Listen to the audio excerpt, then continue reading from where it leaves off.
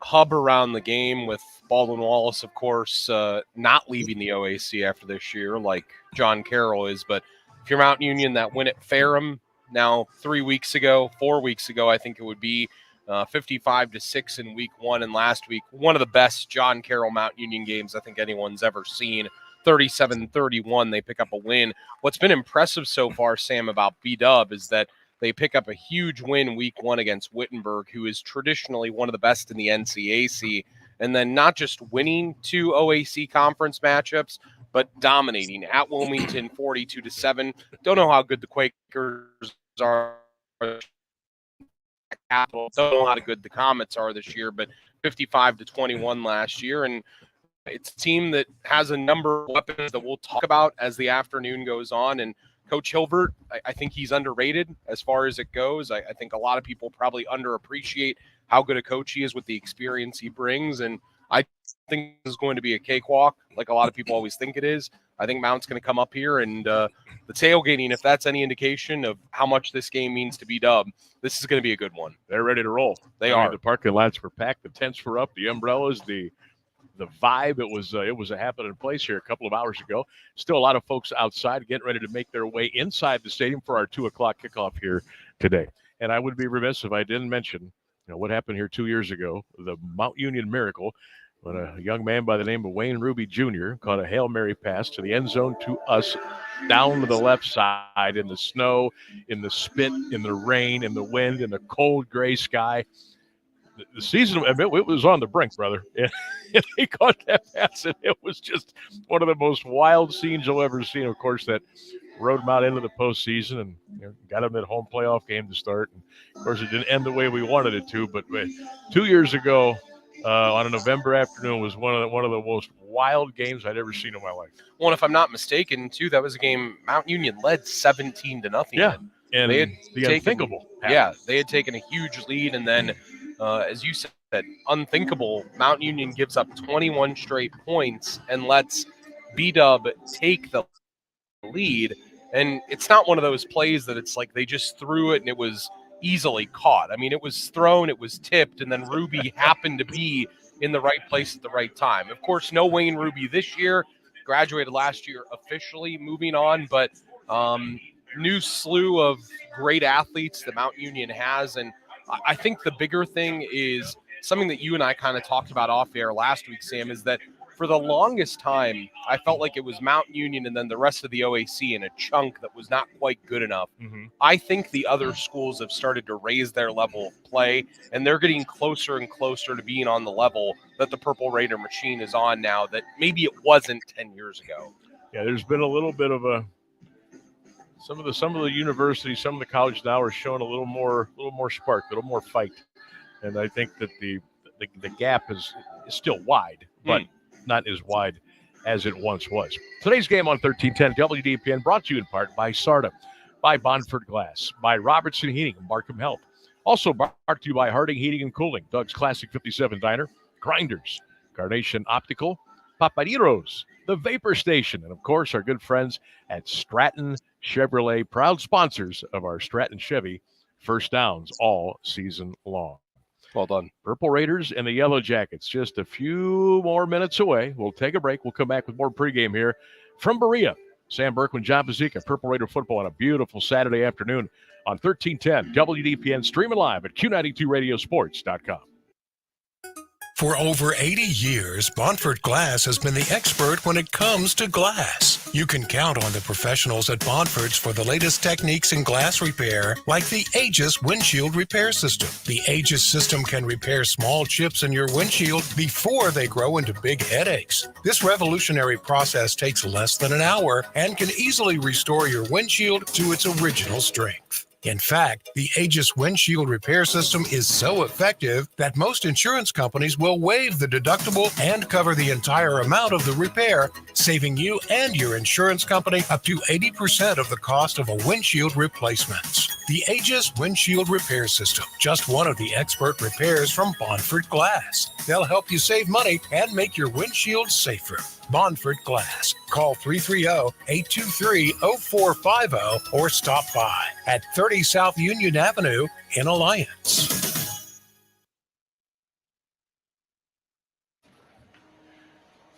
Back here at Baldwin Wallace, George Finney Stadium. Now we got up here about noon, and I guess they had some torrential rains here from about 10 to 11:30. So looks like it has cleared out for the most part. The sun kind of trying to sneak through the clouds. They do have the lights turned on just in case, but should be a beautiful day. A little bit of humidity. So we got in the press box, and the wonderful SID here says, "Yeah, I got that press box cranked on the air conditioning." It was chilly. We walked in, so we were in here for about 45 minutes to an hour, and we made our way outdoors. And I thought, "Whoa, this is quite tropical out here." So it is a beautiful day for football, and hopefully the players will put on a show, and I think they will.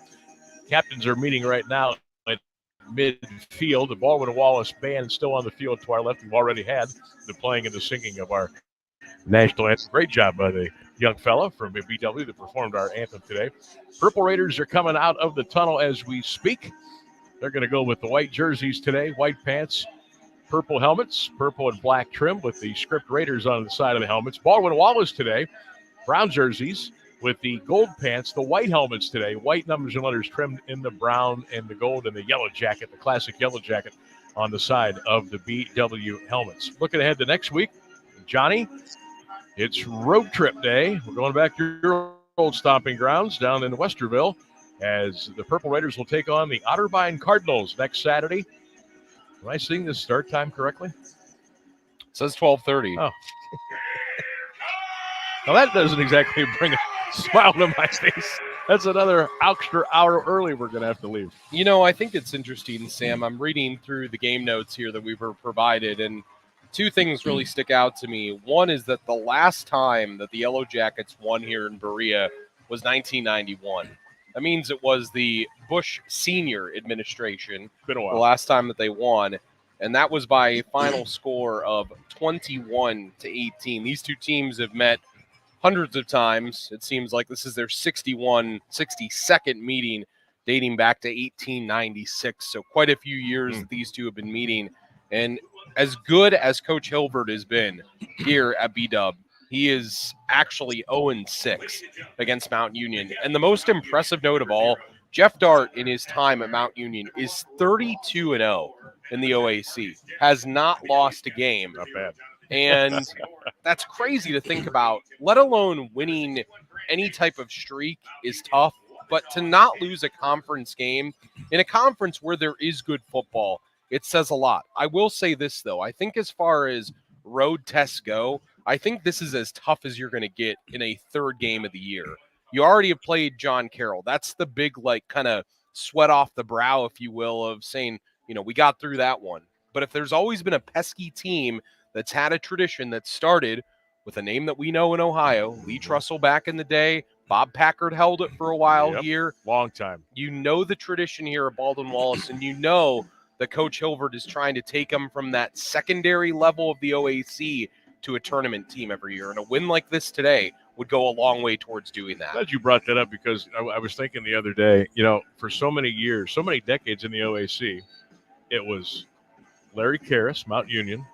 It was Bob Packard, Baldwin Wallace, and it was Tony DiCarlo and John Carroll. Those were the big three. That was the tradition for so many years. And it's always been a conference of great coaches, and it's always been a conference that kind of sets coaches in motion. And I love Berea, obviously, because it's where the Browns practice. But it's cool that Lee Trussell kind of built the machine that was here, won the national championship in '78, had a great team. I think they beat Wittenberg that year. Yep. And then, on Packard, Channel 5. Yes. Channel 5. Didn't Summerall broadcast that game? I think so. How about that if you want to go down it's incredible. the rabbit hole of the great things in the past. All right, we are ready to roll here at Finney Stadium. Purple Raiders and the Raiders. Hope you're having a great Saturday afternoon.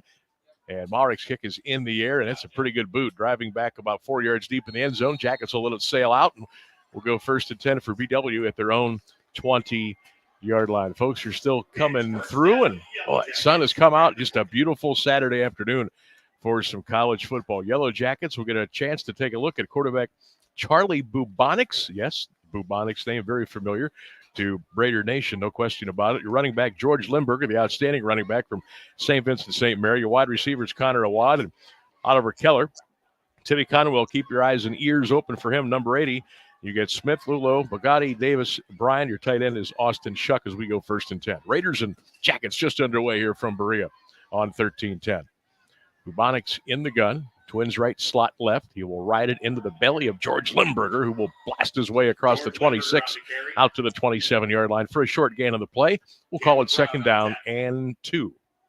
Caleb Brown, defensive end, on tackle there for the Purple Raiders. I've always loved the running style of Lindbergher. Saw him a lot in high school at St. V, and as close to Larry Zonka as Larry Zonka gets at the Division III college level. I was going to say he's a mix of Riggins and Zonka. Love watching George tote the rock.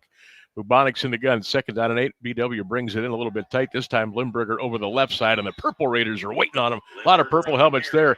Lindbergher lucky to get back to the point of attack. It'll be 3rd down. We'll call it 7 on the play, and the front line of the Purple Raiders making a mess, as they say. Vaughn Factor there first, and Garrett Kramer, big 99 in there as well for Coach Dart and the Purple Raiders. Yeah, he did a really nice job there, did Factor. Tackled him around the knees, which is how you get it done against a bigger back like Lindbergher. Got to stop his forward motion because he runs downhill with the big frame. So the Jackets now will go wide left. That's Connor Awad, and Bubonic's going to go back to throw. Throws it. It is bobbled, incomplete at the 35-yard line. Boy, Conway had 3 or 4 opportunities there to hold that in.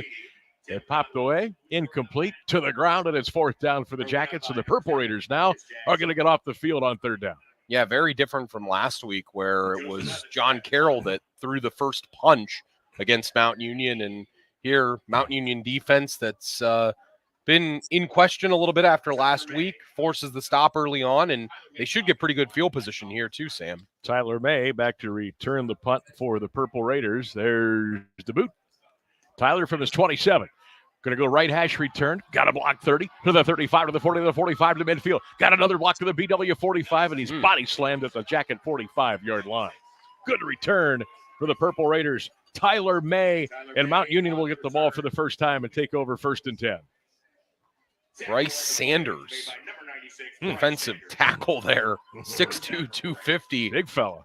Yeah, normally playing on that defensive line, the 4-man front for Coach Hilvert.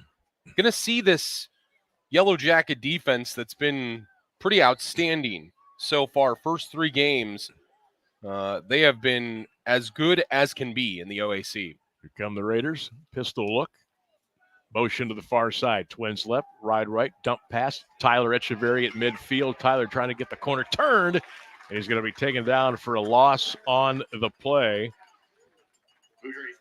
Like Zach Zool, 21, first hit there, backer for BW. Noah Boudry coming in today, 31-43, 496 yards, thrown 3 touchdowns. Tyler Echeverry getting it done on the ground at almost 12 yards per carry. 20 attempts for 240 yards. And Noah's run 29 for 200 as well. 5 touchdowns, too. 2nd down and about 8. Boudry rolling right, got a man. Caught Cooper inside the BW 44. Down to the Jackets 42-yard line before he's taken down. Nice, safe, concise play there for the Raiders. That'll set up a much more manageable 3rd down and around 4. You know, and I think that's been the difference this year is the last couple of years with Wayne Ruby on the outside, it was oftentimes the big play that got it done for the Purple Raiders. This year, much more sustained drives with running plays, oftentimes finishing things in the red zone. Got a little confusion down there. Raiders going to have to hurry. They're going to go trips left, and now Jeff Dart comes out on the field and says, we need to talk things over. So that'll stop the clock with 12:22 in the first quarter of play. Mount Union and Baldwin Wallace are scoreless here at Finney Stadium. Sam Berkman, John Bazika with you on 1310 WDPN, Q92RadioSports.com. You can also check everything out on the WDJQ, Q92 Sports Facebook page.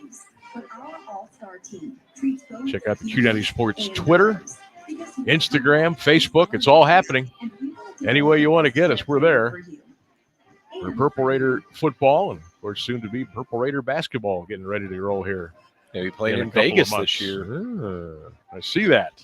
Heard some rumblings about that at the station. I've heard that as well.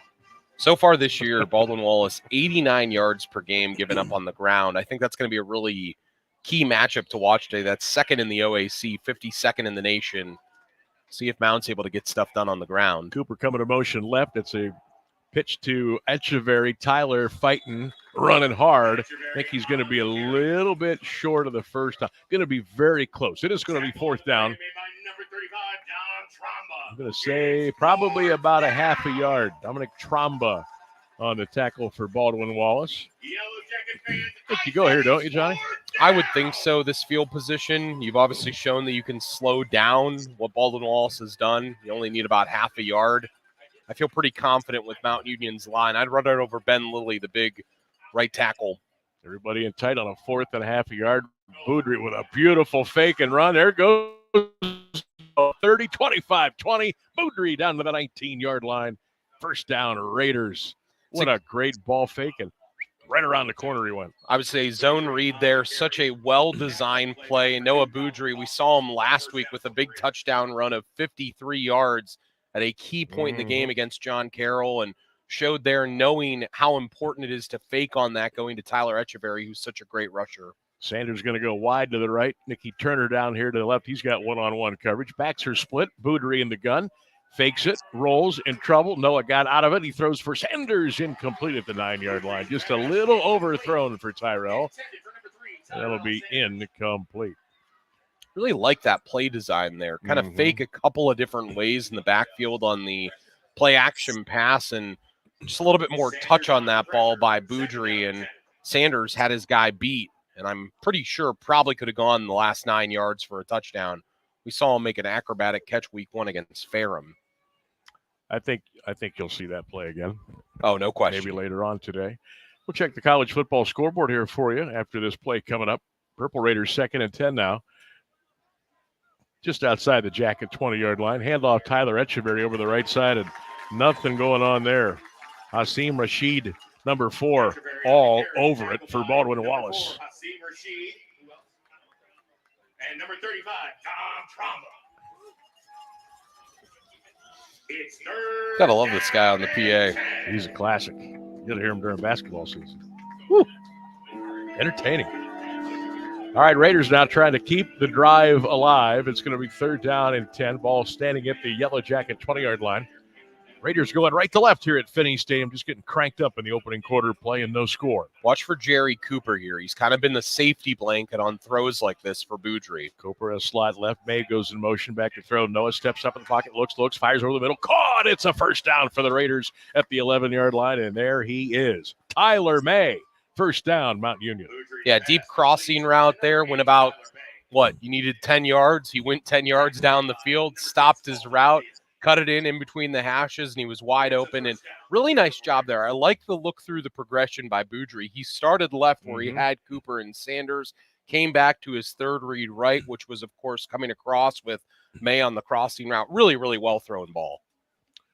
So a fresh set of downs for the guys in purple. 1st and 10 Raiders at the Jacket 10-yard line. No score, first quarter of play. There's a play action. Now it's going to be a handoff to Tyler Echeverry, 5 to the 4 to the 2, and he barrels into the end zone. Touchdown, Mount Union. Tyler Echeverry kicked it into high gear once he got inside the 5-yard line and banged his way in for 6. Purple Raiders on the board here in Berea. 6th rushing touchdown of the year for Tyler Echeverry.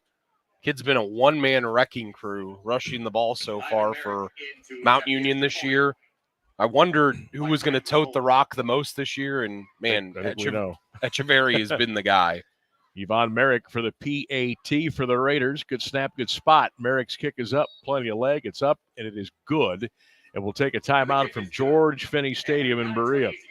9:28 to go in the first quarter of play. Purple Raiders in front, 7-0. Mount Union football continues on 1310 WDPN. Get into SARTA and get SARTA Smart. There are several ways to ride SARTA. Pay your fare the way you want. Use our Easy Fare app to get your ticket on the go. Tap to pay with SARTA score and touchdown cards. You can even pay with exact change in cash. The price is right and you can purchase at any of our transit centers. Tickets start as low as $1.50 per ride, or you can get a 30-day pass for $45. That's how you get into SARTA and get SARTA Smart. Visit SARTAonline.com/smart. Back here in Berea, Baldwin, Wallace, and Mount Union on a gorgeous Saturday afternoon. 7-0 Purple Raiders, and it was a nice drive. 8 plays, 47 yards. Tyler Echeverry, the 10-yard touchdown run. Yvonne Merrick's kick, good. 7-0 at the 9:28 mark of the opening quarter. Yvonne gets his foot into it. Line drive. That's going to be bobbled at the goal line, and, they're going to bring it out. 5, 10, 15. Big hit at the 15-yard line. Big time hit. Singletary on the return, and I believe that was Keenan Cruz on the first hit for the Raiders, and he got some help from Johnny Papich. It was Cruz. Junior flew down there as the gunner. I was surprised that Singletary even brought it out of the end zone, especially considering that he bobbled it and then he had to backtrack into the end zone. Kind of a surprising move there. So BW, their second series of the afternoon. They trail 7-0. Bubonics, Limburger, and boy, Mountain has just had the control of the line so far here today, as Big George was only able to just shove it maybe across the 15-yard line. And we'll give him a yard, second down. Well, what was it that John Carroll had success with last week? It was passing the ball down the field. They really didn't run the ball all that successfully. I think if B-Dub is going to have success today, it's going to have to be on the vertical passing game. So the Jackets going to go trips to the left. Quick out, Bubonics at the 20. It's incomplete. Incomplete pass. Try to hit Mikel Love, the wide receiver. Got a lot of double numbers on this BW roster. Of course, the home team, you can dress as many as you want. Bubonic so far 0 for 2 entering the game. He had completed 60 of his 75 passes, which was pretty outstanding. OAC leading 9 touchdowns, 714 yards. We'll see here 3rd and long, Sam. Going to go Twins off the end of the left. Twins boundary. Bubonics to throw. He looks. He fires. Crossing route. Penalty flags. And that's going to be interference on Johnny Rowland. That'll be a first down for Baldwin Wallace. Yeah, that's a good call. That's a good call. Yeah, it is. It is. I mean, you can't drape yourself all over the back of the defender like that. And Rowland knows better, knows that you can't do that in coverage. He had realized he had gotten beat middle of the field on that deep kind of crossing route, and Bubonics actually threw a good ball there. It was the best ball he's thrown so far. I think this drive is really important already for BW because Mount Union moved down the field with quite a lot of ease on that first drive. So the Jackets now trailing 7-zip, trying to get back in it. 1st and 10, BW at their own 29-yard line. We'll give them the 30. Ball whistled, ready for play. Triangle trips to the boundary. Bubonics gives it to Big George. Limburger over the left side, and he's not going to get much. To the 31, maybe. We'll call it 2nd down 9. A host of purple helmets. Rossi Moore leading the charge, and Rossi just continues to make great plays. Yeah, it's nothing special that they're doing. I mean, it's just straight dive handoffs right up the middle. No real counter action or power or anything like that. They're just giving the ball to Lindberger, which you do with him. He's a big frame back. You kind of just let him earn his yardage. 12 total tackles for Rossi Moore coming into the game today. Boy, look at all the pre-snap movement for B-Dub now. Wide left, slot left. Play action. Bubonics rolling to the left. He's looking. He's going to tuck it and go, and he goes down at the 32-yard line. Guess who? Rossi Moore again was there for Mount Union. You know, as good as he's been this year, Manny Curtis has obviously led the team in tackles so far, but it seems like Rossi Moore is always in the vicinity helping out as an assist or simply getting there. I mean, you earn a preseason All-American honor not because you do it by luck. You do it because you deserve it, and he is that type of player. Rossi Moore, the outstanding senior at Lima Central Catholic, the bandit on defense for the Raiders and Coach Jeff Dart. BW now faced with you would think an obvious passing situation. They're going to load it up, trips right, slot left, 4 in the pattern. Tailback right. It's a bubble screen coming back this way, 30, 35, and going to be shoved out of bounds and around the 38-yard line. Mikel Love. I was curious to see if they might consider going for it. 4th and 2 on your own 38. Still too early in the game, but again, you're going to have to make adjustments defensively. And Sam, if you remember where it started on the good field position for Mount was the return by Tyler May on that last punt. So we'll see if he can place them in good field position again. Speaking of Tyler, he's back at his 20-yard line. Purple Raiders late getting a man on here, but high snap, and there's the boot. It should get a good bounce for BW, and it does. Wow, 20, 15, and out of bounds around the Purple Raider 14-yard line. And that's where Mount will go 1st and 10. 6:28 to go in the first quarter. Mount Union over Baldwin Wallace by the score of 7-0. Joseph Evans was really lucky there because there was pressure coming off the edge there. It was actually Rossi Moore who was trying to get into the football at the last moment. He almost had the block there, but unlike last time where Mount Union only had to go 48 yards, this time going to have to drive 85 on their way to a touchdown. A couple of other college football scores. Maryland and Indiana, 21-21, midway through the third quarter. Come on, Hoosiers. K-State 28, Okie State 13. Kentucky and Ole Miss 10-10 in the third. Interesting. Surprise. Twins right. Fake to Darnell. Boudry will keep it. Noah will squirm his way out to the 18-yard line. You know, you've seen Plunk. You've seen Therese Scott. You've seen all the guys going back to Kevin Burke as well, and even further than that. D'Angelo Fulford. Yeah, and when I see Noah Boudry, I see such a cerebral guy at quarterback. He's not like a lot of those other guys that were flashy. He just kind of gets the job done. He's a lunch pail QB, no doubt. Noah, play action. Boudry going deep for Dickie Turner. Got him at the 40. It's a foot race. Turner to the 20. He's gone. 10-5. Touchdown, Purple Raiders. 82 yards on a perfect pass.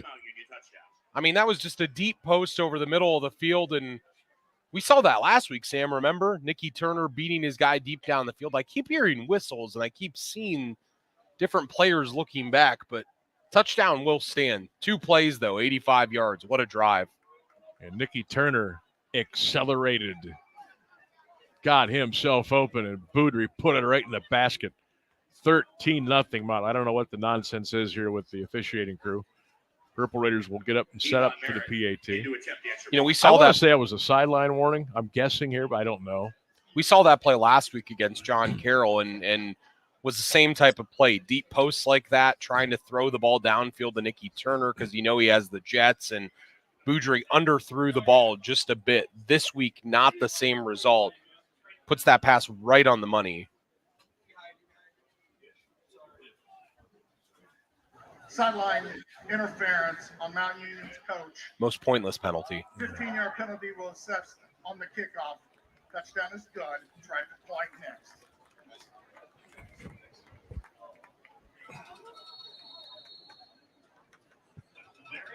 Just feels so unnecessary. Yeah. 82-yard play, and let's call a warning. It had nothing to do with what happened. No, absolutely. You're right. Yvonne Merrick on for the PAT.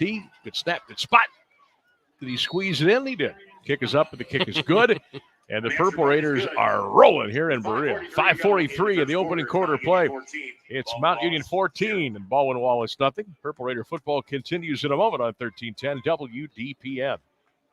Hey, man, good to see you. What brings you out here today? Need to pick up a few tools. You? I need new kitchen cabinets, countertops, maybe even a whole new kitchen, but I can't get any help or find what I need in this place. You need to go to Robertson's for that. Robertson's Kitchen and Bath Gallery is an American Standard plumbing registered showroom, and their knowledgeable consultants have the training and expertise to actually help you get what you need without breaking your budget. Visit Robertson Kitchen and Bath at 2155 West Main Street in the Alliance Industrial Park, or visit them online at robertsonkitchenandbath.com, where amazing meets affordable. 14-0 Mount Union. Sam Berkman, John Bazika with you on 1310 WDPN, Q92radiosports.com. Really long drive there. 2 plays, 85 yards, 45 seconds. Boudry to Turner, 82-yard touchdown. Nick Turner. Maybe a little faster than some folks think he is. Faster than the average wide receiver, for sure. BYU 31, Baylor 21, third quarter. Nebraska leads Purdue 7-3, late second. Michigan 24, Minnesota 3. High, short kick. Of course, it was 15 yards further back because of the sideline penalty. Return to the 30, to the 40, to the 45, to the 47-yard line. That's where Baldwin Wallace will go first and 10 as Singleton puts him in good shape. Again, when you're forced to kick off 15 yards further back than normal, those things are going to happen. So the Jackets will take over first and 10. Now, not saying this is must-score drive for BW, but at the very least, you want to tilt the field position here. Because if you get off the field here quick and Mount goes down and pops one in, of course, we thought that last year when it was 17-0. So I'm just going to shut up. I was going to remind you of that. Twins to the left, H-back left, handoff right side, 48, 49-yard line. That is Victor Ford Jr. on the carry for BW. You know what I'm surprised so far about BW is that about 10 years ago, they had a kid, Josiah Holt, I think was his name, outstanding wide receiver. And they always normally have at least one playmaker that you have to get the ball to. And I haven't seen someone separate themselves so far. So Victor Holt with his first carry of the day, giving George Lindberger a little bit of a break. Bubonics, same play, not the same result this time. As Ford is drilled and taken down. 41, Brandon Bowden, defensive lineman. I'm very surprised by the conservative nature of Coach Hilbert's offense so far, especially, again, considering that it's a Mount Union defense that has been susceptible to the pass so far this year. Over 180 yards given up through the air per game. Triangle trips left, slot right. Bubonics hits a quick out on the money, caught. First down, Jackets at the Raider 42-yard line. You called it. There's the hookup with Oliver Keller, number 9, first down. I mean, that's the kryptonite, if you will, to Mount Union's defense. And now they're going tempo. They're going to go stack twins left, right. Back to throw Bubonics. Slings it, left side, pass is caught. That is a catch to the 40. That's it. Number 6, Colin Quinlan. So Colin Quinlan, wide receiver, hauls it in. We'll give him 2. On the tackle. It's got to be downfield, though. I really do feel that way. Those quick-hitting passes like that, Mount Union's too fast for that. Bubonics, another dump out in the flat. Caught. Ford, 40. Stiff arm. The Raiders are going to get him at the 39-yard line. Weston Arthur, outstanding tackle by the linebacker. He came from the far side of the field, too, to sniff that out. But, again, downfield, Sam. Anything quick like that on the outside, the Mount Union linebackers. Too fast. Yeah, they're too good for Too quick, you. too fast. They'll get to the ball. You got to go down the field. Weston Arthur, the junior, out of Homerville, Ohio, Northwestern High School. Raiders taking a while to sub. 3 on, 3 out. Jackets 3rd and 7 now at the Raider 39-yard line on the right hash. Trips left. Bubonics to throw. Here comes the pressure. Bubonics dumps it. Caught and hit immediately at the 33-yard line. Rossi Moore with an outstanding hit. Conwell with the catch. Progress now. Where will they mark him down? 1 yard shy. Need the 32. He's at the 33. Yep, that's a full yard. And Coach Hilbert says, we're going to go, but we just got to figure out what we're going to call. Sam, I hate to say this, but I think this might be your ball. You're saying this is must right here, big fella? Like, you're down 14. Play clock is down to 8. Jackets 4th and 1 at the Mount 33-yard line. Trips left, slot right. Raiders showing blitz. Here they come. Lindberger gets a fake. Here it goes. Oh, my gosh. Bubonics to the 20, 15 to the 10-yard line. That was a heck of a call. Picked up 23 and a first down. Remind you of Dad wearing purple back in the day? That looked pretty good right there. Great use of the fake on the zone read. All day they've been riding that dive up the middle. Finally, he pulls it. And as you saw, everyone compacted in the middle of the play, and Bubonics could have run that for miles. That was a heck of a ball fake. Trips left again. Wide right. Bubonics looking for that man to the right side. He's not home, and the Raiders got him at the 12-yard line. Rossi Moore, hello, number 1, on the tackle for the Purple Raiders. And just in case, Jazz Jackson was hanging around. Rossi Moore and number 5. How good is Rossi? Just getting to the football in different ways. Seems like he's always around the ball, as we said. He just has a nose for where it's going to go, and he's a smart player, too. A lot of guys that are All-Americans depend on their athletics or depend on how quick they are. Rossi really seems to have a nose for the game. Stack twins again, left, right. Limburger, the tailback. Bubonics in the gun. Play clock at 6. Bubonics pump fakes. He goes right. Conwell's got it 10. Slithering down the sidelines. They will mark him out of bounds. Very close to the Mount Union 6-yard line. Timmy Conwell, wide receiver from Avon, part of a program that Mike Elder has built at Avon that is just next to the programs like St. Ed's and Maslin and some of the others. Hoban, Avon is like 1B on that list. Yep. 3rd down and 6. He understands winning. That's the point. Throw Mentor into that list as well. You can always count on those teams being there. Conwell in motion for the Jackets.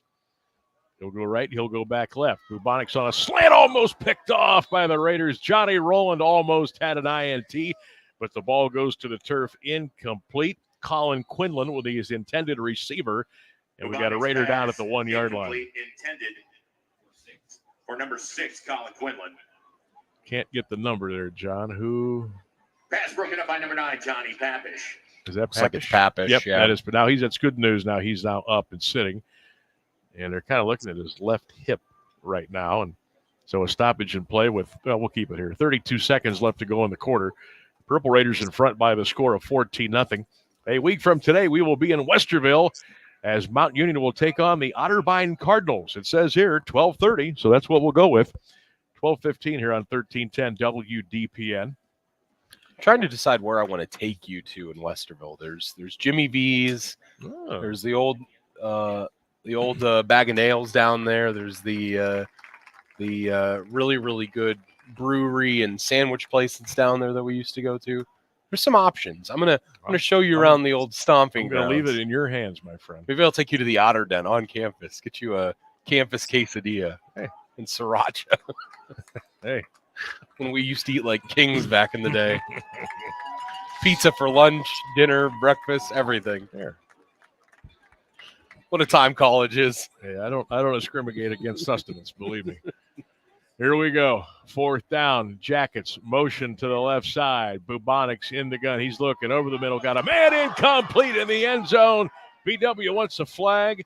They're not going to get it. They tried to hit the big tight end, Austin Shuck, but the Purple Raiders, very nice defense and a short amount of real estate to work with back there, and good guys will take over 1st and 10. That's a big defensive play right there. No, it is, and that was the first time they've tried to find the tight end, and he really is a big target over the middle of the field, but Shuck, the pass just a little bit high. Jansen's there on the coverage to help out, kind of made things tough. I think Shuck was arguing that there was a penalty flag for kind of grabbing around the shoulders, but didn't get the call. What do you say, Johnny? Up top here right away. Sanders, let's go for it. Post. Kill shot, right? What do you say? Boudry in the shotgun. Boudry will fake it. He'll run it. Noah trying to chop through the mines down there, and he gets picked up and taken down at around the 8-yard line. So a gain of 2 yards on the play. That may very well do it for the first quarter here at George Finney Stadium. Number 96, Bryce Sanders. 2nd down and 8. Trestle Field, home of the Jackets. We're down to the final 5 seconds, and that'll do it. So 15 minutes in the books. Your score, Mount Union 14 and Baldwin Wallace nothing. We'll take a break. Purple Raider football continues on 1310 WDPN. Hello, Purple Raider fans. Chuck Moore here, former Mount Union running back, four-time national champion, and 2001 Gallardi Trophy winner. Are you facing some major financial events, things like retirement, marriage, divorce, or selling a business? We at Markham Wealth understand, and we can help. Call 330-564-8590 or visit www.markhamwealth.com for a free consultation. Neither tailored services nor the background of your financial professional should be construed as a guarantee of a particular outcome. Past performance does not guarantee future results. All investing comes with risk, including risk of loss. Markham Wealth is an SEC registered investment advisor. Registration does not imply a certain level of skill or training. You're listening to Mount Union Football on AM 1310 WDPN. Sam, end of one quarter, and Mount Union in control so far, up 14-0. Taking a look at some of the stats from that first quarter, total yardage after a quarter, Mount Union 134 to Baldwin Wallace's 61, and Mount Union has done it both ways so far. They ran a touchdown in, Tyler Echeverry a 10-yard score, and then 99 yards through the air by Noah Boudry so far. The long pass of 82 yards on the score to Nicky Turner. See if the Purple Raiders can add to the lead, though. 17 was not enough last time. We'll see what is here at Finney Stadium this time. 14-0 Purple Raiders as we get set to go in the second quarter to play. Good to be with you on this Saturday afternoon. Baldwin Wallace, by the way, they are off next weekend. Their bye week, if you will. Boudry back to throw. Noah looking. Oh, got a man wide open. How about that? Cooper caught him at the 30. Hooper to the 35. Breaks a tackle to the 40. Cooper down the sidelines from the 50 to the 45. And they're going to say he went out of bounds at the Baldwin Wallace 40-yard line. Boy, Air Raiders today here at Baldwin Wallace. So they had three things there. They had Darnell running to the flat on the right side, could fake it there, drew in the linebackers, and then Cooper went on the post corner to the right sideline, and just a beautifully thrown ball. Perfect. By Boudry. Noah Boudry can throw it, he can run it, and he can run this offense to a T. Motion to the left, Boudry hands it off Darnell. Look at that move, 40 to the 30. Got a block at the 25 to the 20. Out of bounds at the 18-yard line. That's 22 more for the Raiders. Darnell Williams in a first down for Mount Union. I'm a big fan of Darnell Williams. His quick speed, he really is kind of that scat back type. He's small. Reminds me of Darren Sproles, if I'm going to compare him to somebody, because he's a great pass catcher out of the backfield as well. Purple Raiders looking to put more distance between themselves and the Jackets. Turner and Cooper to the right. Wide left is Sanders. Cooper in motion. Backs are split. There's a play action. Noah looking over the middle. Wide open. Nicky Turner couldn't grab it in the back of the end zone. He overthrew him. And the reason for the overthrow is because Zach Zool was breathing down the neck of Noah Boudry. Had to unload it. A little bit too high. Incomplete. But wow. Almost another sixer for the Raiders. I was going to say, that's the second time that he's had a play like that where he's had a guy open downfield. If you remember earlier on the first drive, it was Tyrell Sanders, and he overshot him on that crosser. And then Turner just went straight for the end zone, straight down the seam, and a little bit more time, and that's a touchdown. So the Raiders now, second down and 10 at the Jacket 18-yard line. Sanders or Cooper in motion to the left side. Handoff Darnell, 20, Williams 15. Darnell to the 10, out of bounds around the 7-yard line. It'll be first and goal for the Raiders. And how about Darnell Williams just exploding on the short side of the field? There's not a lot of room over here. No. But he's able to get that corner turned, and then he turns on the Jets, first and goal. Well, it starts up front, and keep in mind who they're running over. They're running over the right tackle and Ben Lilly, the preseason All-American, following their best linemen where they can, and they're just exploding holes on that right side. First and goal, Purple Raiders just inside the Yellow Jacket 8-yard line. Williams, the tailback. Darnell will not get it. Boudry will keep it. Noah to the 5. They'll spin and twist his way to the 4. Did he ever go down? He did not go down. Touchdown, Purple Raiders. Noah Boudry with a little Houdini, and he's into the end zone for another 6 for Mount Union. He never quit on the play, John. He never touched his knee to the ground. Touchdown. Yeah, linebacker thought he had him in there, spun him around, and the body of that linebacker did not catch who it was kept in between Boudry and the ground. Because of that, his knees never touched the ground, and as you said, stuck with the play, ran the final 3 yards, and smart enough to know, hey, my knees don't touch the ground, I don't feel it, I can keep going, and wow, Mount Union, 20 unanswered points to begin the game. I did not expect that. Mike Franklin to hold. Yvonne Merrick for the extra point. Little breeze at his back. Here's the snap. Good spot. Kick is up. Plenty good. And we'll take a timeout in Berea. Point is good with 13:03 Right to now, go. the route is on. Second quarter. 13:03 to go in the first half. Mount Union 21, BW nothing. Raider football continues in a moment. Get into SARTA and get SARTA smart. Sure, we're all about Stark County, but did you know we have express fixed routes to Akron and Cleveland? Just take Route 81, that's Akron, or Route 4 to Cleveland. Shop, eat, sightsee, catch a game, or visit that other Hall of Fame. We also take veterans to their Wade Park appointments for free. Plan your next trip to Akron or Cleveland, and SARTA will get you there. That's how you get into SARTA and get SARTA smart. Visit sartaonline.com/smart. 6 All plays. Right, well, you're going to be busy today, my friend, coming out of timeouts, I get a feeling. 6 plays, 94 yards, 2:24 taken off the clock. Noah Boudry, an 8-yard touchdown run. Yvonne Merrick's kick good. 21-0 Mount Union, 13:03 in the second quarter. If there's ever a gotta-have-it drive, it's right here. This is it. If BW can't go down and get something, this has got 56-7 all over it. Say we've seen too many Mount Union games. There's the kickoff line drive. Merrick, 3 yards deep. It'll go out of the back of the end zone. BW will take over 1st and 10. Today's game on 1310 WDPN brought in part to you by Stratton Chevrolet, proud sponsors of our Stratton Chevy First Downs. By Harding Heating and Cooling and Doug's Classic 57. You know, you keep in mind, too, last drive for Baldwin Wallace, they have a 4th and goal at the 6. They try to throw it over the middle of the end zone to the tight end, and tight end thought there might have been pass interference. We got a new quarterback in the game, too, Sam. Yep, number 14 is Xavier Paulson, number 14. Xavier throws a quick out. It's caught at the 24, 25, 30 to the 32, and maybe the 33-yard line. Good balance being shown there. Colin Quinlan with the reception. I'm looking on the sideline to see if I see Charlie Bubonics, and I do not at the moment. I see a number 7, but I don't know if it's him because I think they have 2 numbers. They have TJ Gibbons as a defensive back. Maybe they're just looking for a spark, or did maybe something happen to Bubonics? Just remember, Ed Bubonics was a heck of a running back for the Purple Raiders back in the day. That was a quick pop pass caught across the 39 to the 40. First down, Jackets. And boy, they need to continue this particular drive down 21-0 with 12:18 to go in the first half of play. I mean, it's kind of surprising, though, that you do that to a guy who was just named OAC Player of the Week, then. You know what I'm saying?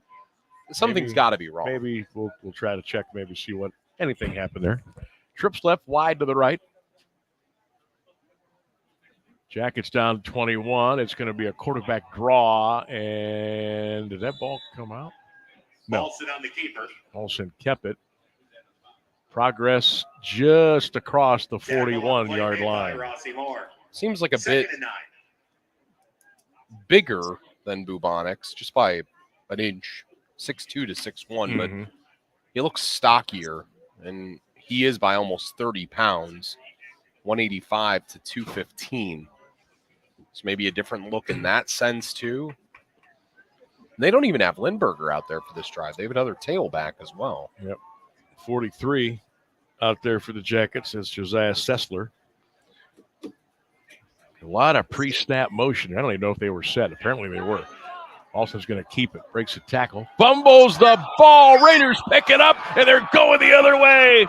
10-5 touchdown. Marcus Jackson. And the Purple Raiders are on the board again. 27-0 Mount Union. This time, it's the defense that hits pay dirt for Mount Union. Picked it up about the 45-yard line on the near side numbers, did Jackson. There was just too much congestion in there, and Paulson just forgot to hang on to the football. And Marcus Jackson, right man, right place there, and big man, linebacker, gets a scoop and a score. Raiders have the route in full effect. That was going to be a good pickup there for was. BW. And then all of a sudden the ball comes out and bang, 6 the other way. Franklin, high snap, had to put it down in a hurry. The kick is up and the kick is good. Wow. Mike Franklin, How do you do, young fella, for getting that ball down? Outstanding job. He was standing up at a 90-degree and bent down and placed the ball down. the ball down. If I did that, I don't even want to tell you what would happen. I'd throw it my back. We'll take a break. 11 minutes to go in the first half. It's all purple in Berea. 28-0 Mount Union on 1310 WDPN. Struggling to quit nicotine? Let the experts at Vapor Station guide you to a healthier future. The knowledgeable team at Vapor Station in Alliance is here to help you find the perfect solution tailored to your needs. Whether you're looking to cut back or quit completely, we've got the tools, support, and products to help you succeed. Don't do it alone. Trust the pros at Vapor Station, located at 640 West State Street in Alliance. Welcome back, John. It's your turn again. So Marcus Jackson, 40-yard scoop and score for a touchdown. It's now 28-0 Purple Raiders at the 11-minute mark of the second quarter. I am thoroughly surprised because B-Dub is 3-0. They have a quality win against Wittenberg, and they seem to have been playing really good football. This is very surprising. Yvonne Merrick with a high end over end kick. Jacket return 5, 10, 15. Across the middle, up the middle, 20, 25. Look out, 25, 30, 35, 40. Off to the races midfield. They might not catch him. They got him at the 30-yard line. Finally. Yvonne Merrick. Saved tackle by the kicker, Yvonne Merrick. Singleton with the magical return for the Jackets. And boy, did this side of the stadium need that injected into their veins. Also helping out there back on that was Johnny Rowland, came up and helped make that tackle as well. I mean, B-Dub really needs to score here. Here's Bubonics again coming back out at quarterback after he got a drive off for Balson. And I'm not sure what the hope was with that to bring him out. Maybe a different look, not sure. From the 30-yard line, Baldwin Wallace, Bubonic slings it, caught Conway inside the 25, down to the 23-yard line. Or Conwell, I should say. Tim Conwell, two totally different people. Conwell, it's second down and So you were thinking about... I was thinking the old Bob Newhart shows. Tim Conway. Wasn't there a Conway that was on Taxi back in the day, too? Might have been. Jeff Conway, I think. It might have been. Boy, Taxi. Holy smokes. I know that's a but right away I remember that theme song. I can whistle it for you right now if you want, but I won't. Quick pass. Conwell again got it. A lot of traffic out there trying to move and shake inside the 20, down close to the Purple Raiders 16, maybe the 17-yard line. You know, what's crazy is that if you're Baldwin Wallace and you score here, you know, you score on that previous possession. It could be 28-14 if you had gotten those points before. So it's not like you haven't had opportunities. It just feels like it's been a downhill snowball that's been just piling and getting bigger and becoming an avalanche from the Purple Raiders at this point. And the snowball was really, really moving swiftly down the hill. I mean, it's 28-0, bang. Bubonic's looking for help. He's in big trouble, and down he goes at the 22-yard line. And guess who? Rossi Moore. Sack on the play by number 1, Rossi Moore. And we've seen it so many times, Sam, where it's like, it's not that the other team isn't talented and doesn't have the guys. It's just that Mount Union's just executing just a little bit better than you at everything. And that's been what it's been so far. They're making plays. They're getting guys open. And it's 28-0 before you even have a chance to leave the locker room. The Mount Union, to me today, John, I don't know. We'll dive into it after this play. Back to throw. Bubonics, delayed blitz. He fires a seed over the right side, incomplete at the 10-yard line. Intended receiver, Kelleher. To me, anybody could say, well, of course they're more.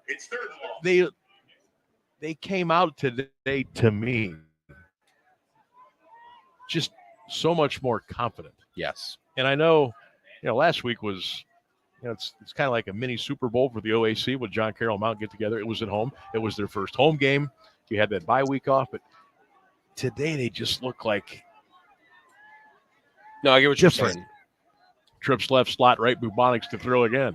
Charlie over the middle, got a man. It's incomplete, and Brandon Yassins is going to get pass interference, and he hit the BW wide receiver right in the back.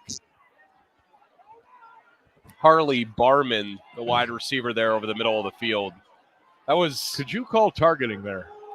I don't know. I know. Now the helmet was not. It was not a launch. It was nothing with the helmet. I keep looking for our monitor that we have back home because I love looking at it to see, what's going on. Harley Barman, the wide receiver, took that shot in the end zone. 1, 2, 3, 4 penalty flags, so everybody saw it. I mean, I think they are discussing. Well, let's find out. Pass interference on the defense.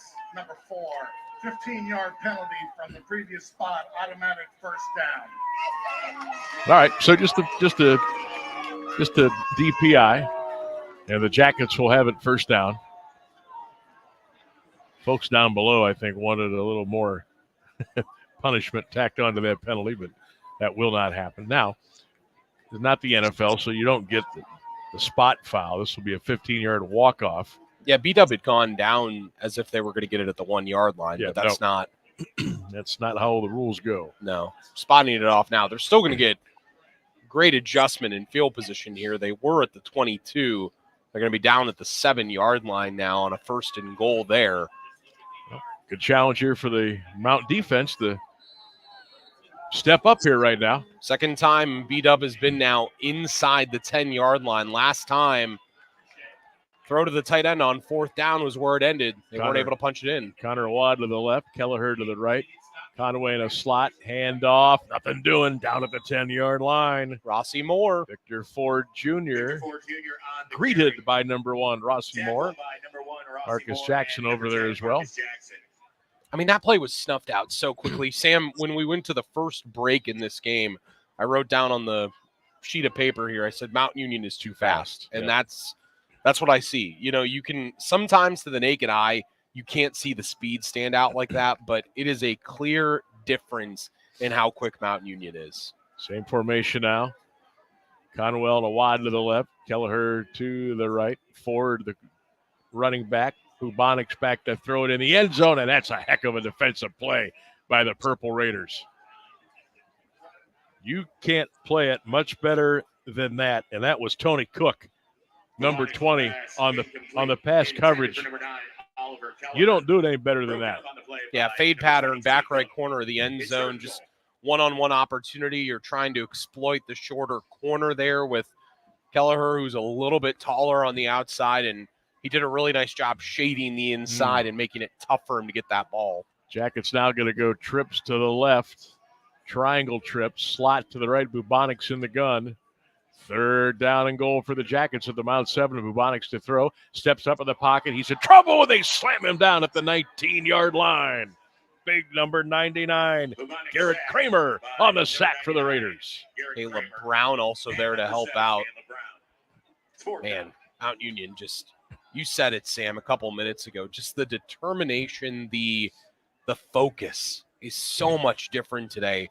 Last week, John Carroll came out, punched him in the mouth immediately. You weren't at the road trip at Ferrum, but even Ferrum went down the field on them the first time. And this is just a different Mount Union team today. I know it's 28-0, but I think I may have brought my field goal unit out here just to get something on the board. But it's 4th and goal from the 20-yard line, and Bubonics is going to go back to sling it. He's looking to the left, looking to the right, dances out of trouble, rolling to the right, fires a quacker in the back of the end zone.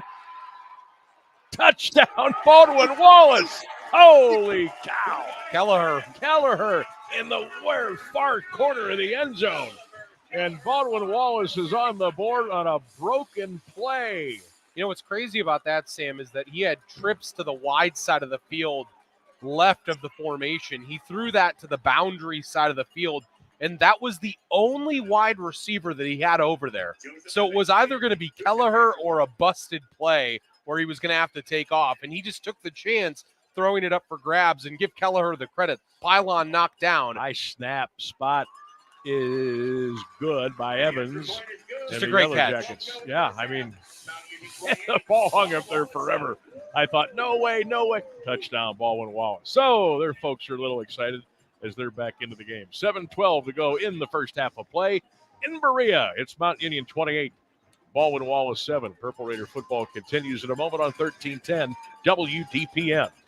So here I am in line at Papa Gyro's. I order the Gyro Supreme. Suddenly, the lady behind me chimes in. It's pronounced gyro. Then the fella behind her says, It's a gyro. I turn my back and I finish my order. I also need a large Grecian salad, some baklava chocolate swirl, and a Cajun gyro. Gyro. Gyro. Okay. So no matter how you say it, you're not far from a Papa Gyro's. For Pete's sake, it's Papayitos. Find the Papayitos closest to you at papayitos.com. Who's Pete?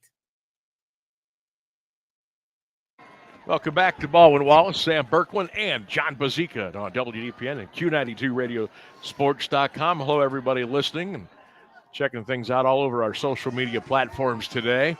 Kickoff, Darnell from the 5, Williams to the 10. Got ahead of steam 15-20, breaks a tackle 25. Darnell to the 30. Look at him go to the 35 to the 37-yard line. Darnell Williams on the return. First down, Purple Raiders. You know how much I love this kid. I just think he's such a talented athlete. And if it were me, he'd be on the field almost every down. I mean, he is so quick, so talented, so shifty. He's just the type of kid that you need to get the ball to. By the way, 8-play, 30-yard drive, 3:37 taken off the clock. Bubonic to Kelleher, 19-yard touchdown pass. Darnell Williams out of John Adams, Cleveland. That's where my wife taught for years. She knows him. Yeah. He's a good kid. The old Senate League up in Cleveland. Take me back. Back to throw is Noah Boudry. Noah's got all day. Over the middle, tipped and caught. Cooper's got it on the deflection from Turner. How about that? A first down at the BW 49-yard line. What is it with Mount Union getting passes tipped from one guy to another here? I'm telling you.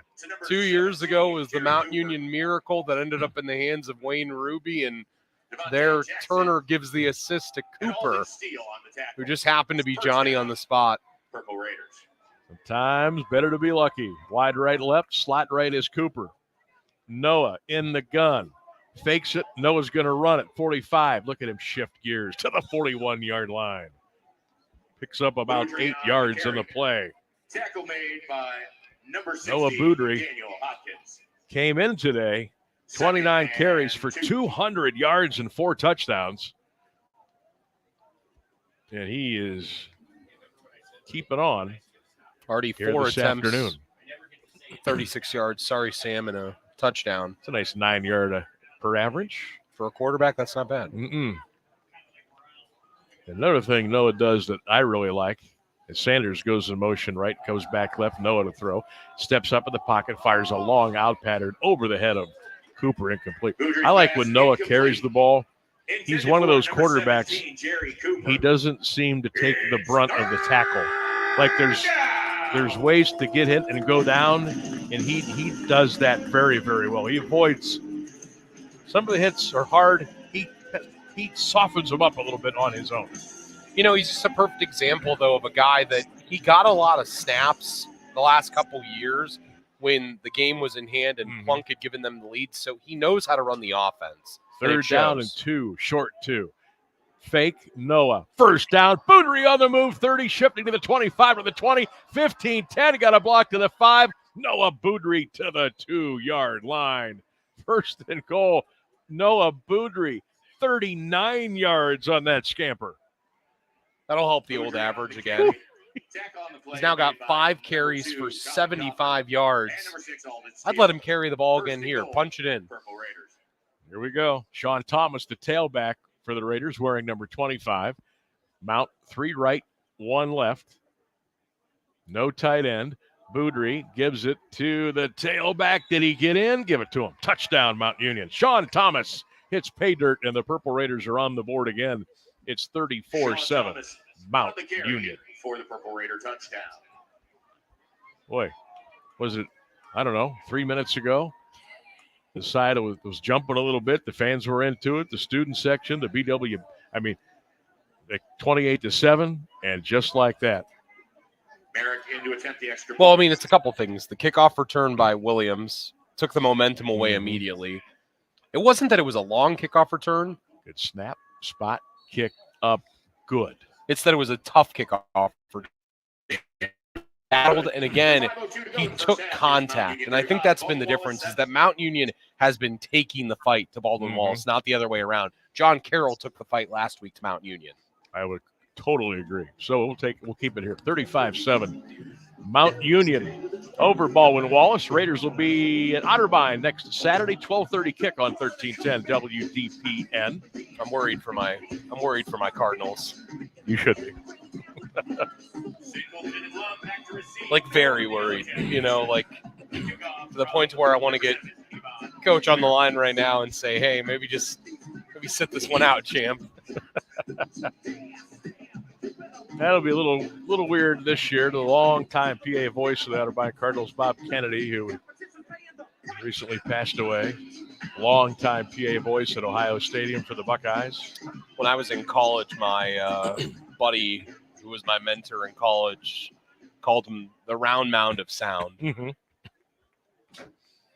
Bob was a fixture at Ohio State and Otterbein. Kickoff by Yvonne Merrick. Return at the 1 yard line. Right hash 15, 20, 25. Good return out to the 27 yard line. Singleton. And that's where the Jackets will go 1st and 10. The only thing the Mount Union, I would say so far at this point, can really work on is that kick return team. The lanes have not been crisp, and there have been holes opening every time.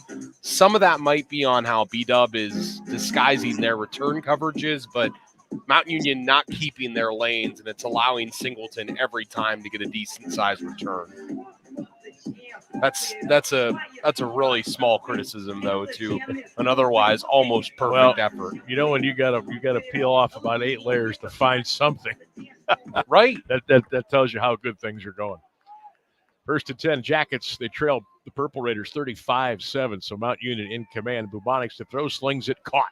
30, 35, down at the 35-yard line. That catch was made by Mikkel Love. Pass complete to Mikkel Love. Tackle on the play made by number Caleb Bernard, the linebacker there, he was ripping at the ball, saying, you know what, 35-7 isn't enough. Caleb out of Perry, Wisconsin. There's number 33. They come from all over to play for this little school in Alliance. About that. I'm feeling big play by Caleb Brown here. Let's see. Trips to the left. Bubonics in the gun. Set back left. Wide right. 2nd down at about 1. There's a handoff up the middle. 1st down. Baldwin Wallace to the 40-yard line. Ford on the carry. 1st down. I'll tell you what, Von Factor is really lucky there. He and the linemen that were going at it, Grant Davis on the right side, they were fighting until late after that play, and the right guard got the brunt of it at the end because Factor gave him a little bit of the business on the ground there. I was watching the one official closest. I thought, he's going to reach in and pull out that flag. He did not. 1st down, Baldwin Wallace at their own 39-yard line. Bubonics to throw, looks right, nothing, comes back left. It's caught. And out to the 43-yard line for Connor Awad. He's a nice-sized target, 6'4", 205. Try to get him the ball a little bit more on the outside. Look how much bigger he looks down here next to the other wide receiver. I know. Here in this Twins formation. Bubonic gives it off to Ford. Coming around the left side, 45. Ford lowers his shoulder to midfield. And that's going to be a 1st down. Brandon Yassins with the tackle, and not before another. Baldwin Wallace 1st down. So kind of stretch play out to the outside, get the blocking by the Twins that are out there, and sealed off the edge nicely. And running back runs really, really hard. I like his running style in comparison to what we've seen from Lindberger earlier. Your Ford Jr. Trips right, Jackets. 1st down. Bubonics throws it, caught. Connor Awad inside the 45 to the Raider 43-yard line. Tackle for Mount Union by number 20, Tony Cook. Nice tempo on this drive. Short, safe passes, running things towards the sideline. Out patterns, easy throws for Bubonics. Running everything to the short side of the field, too, which is nice for him. Doesn't have to make that long throw from one hash to the other. Connor Awad got the end of his football pants barely over the thighs. Back to throw, Bubonics. Heat is on. Over the middle. Tipped and caught. Conwell's got it at the 30-yard line and a first down. Holy cow. What's with all the deflections today? Is that the ghost of Lee Trussell making himself known on the field? We've seen it on both sides. What we got? Oh, Timeout I forgot they also do the No. 2-minute timeout at Division III. Boy, that's now if you're BW, that's a momentum killer. It is. And because you've had momentum finally going, your offense, it's what we talked about a couple moments ago, Sam. Your offense has not been in tempo, and here it's in a tempo. Bubonics is working quickly. It's not no huddle. It's kind of like a muddle huddle type of thing where you're kind of just calling out blocking packages up front and everything like that, but it's allowing him to get into a rhythm and feel comfortable in the system. And now that that's been taken away, it gives Mount a chance to catch their breath. OAC out-of-town scoreboard at the half. Capital down to Marietta at Marietta, 35-3. Also at the half. Do you think Etta could be a problem? 21-10 over Heidelberg. Every time I think they could be, like I'm ready to make that announcement, they're not. So we'll wait and see. 38-0 over Wilmington. Wilmington having another tough afternoon.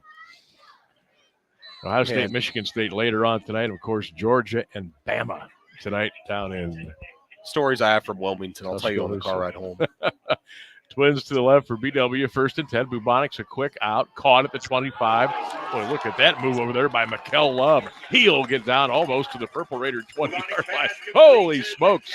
You know, and Love was the only wide receiver out there. He was the lone man one-on-one in coverage with Cook.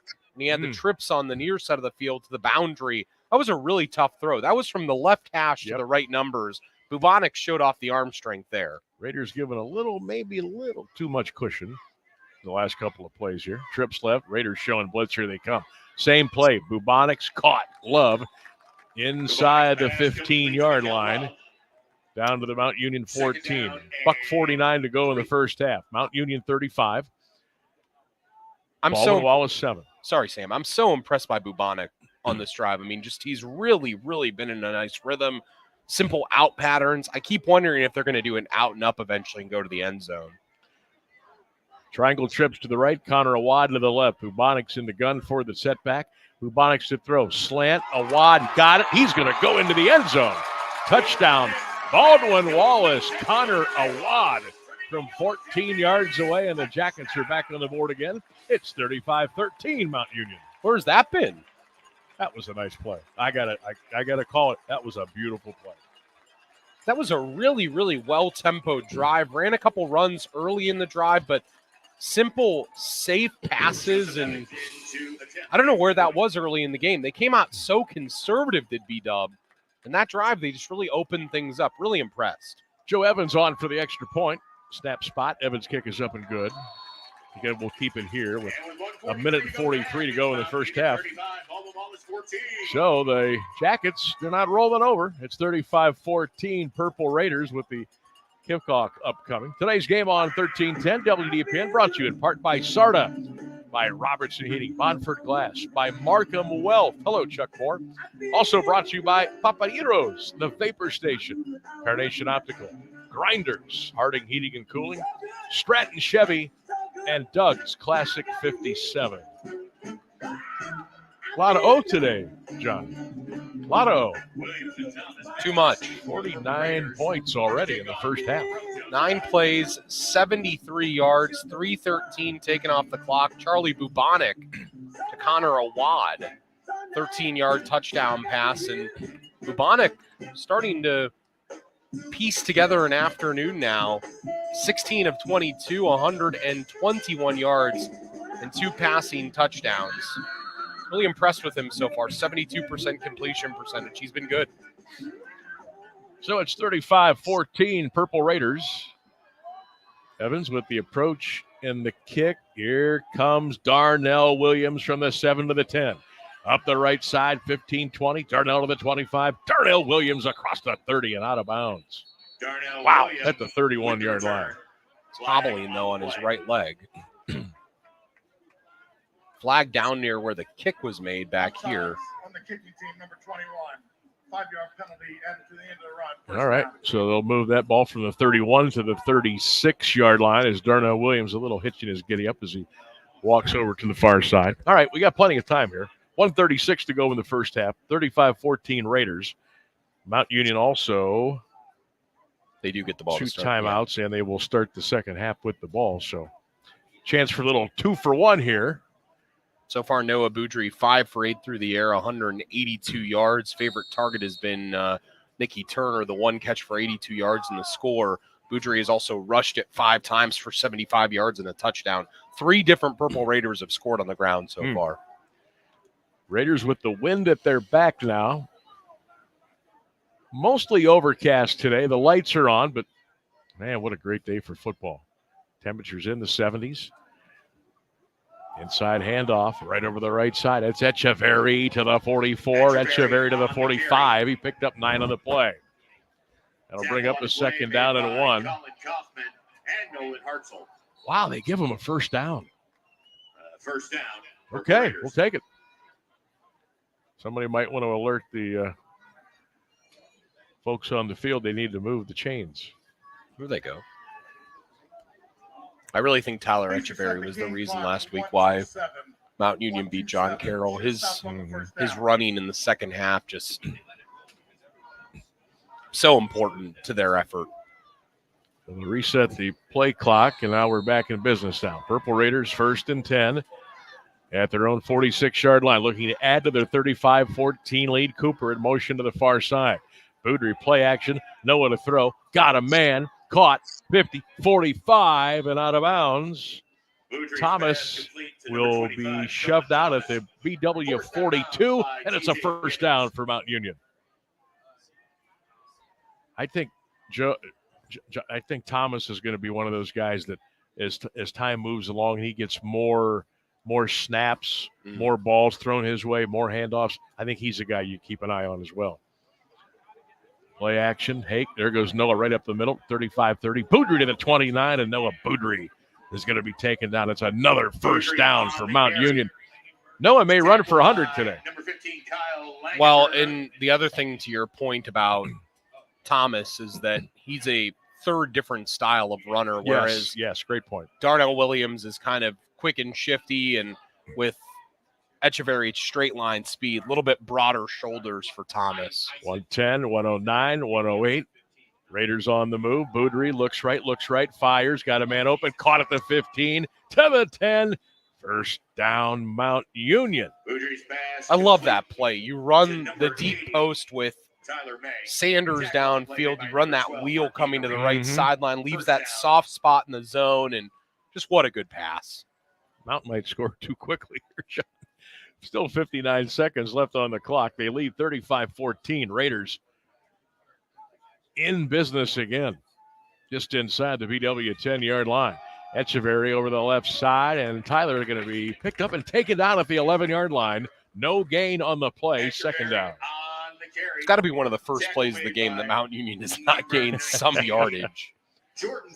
Now remember, the Raiders still have 2 timeouts, so plenty of time. They're already in field goal range, but obviously they want to put 7 more on the board before the end of the first half. 33 seconds to go. Clock running here. Raiders on top, 35-14. Boudry play action to throw. Noah looking. Left side, caught by Cooper. Breaks away at the 5. Cooper to the 4. Cooper to the 2 and into the end zone. Touchdown. Mount Union Purple Raiders.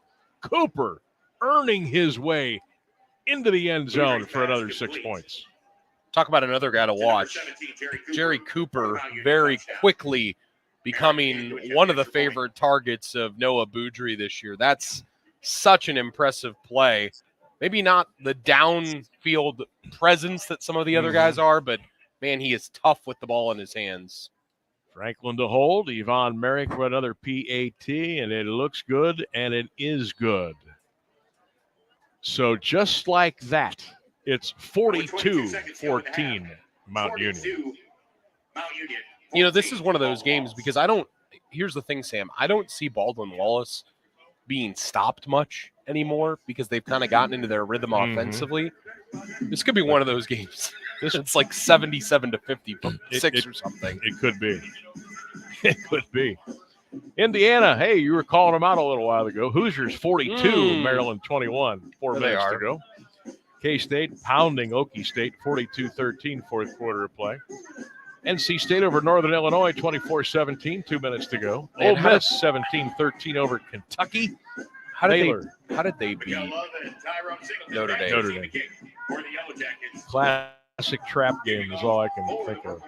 Nebraska 28, Purdue 3. Michigan 30, Minnesota 17. UConn over Buffalo 47-3.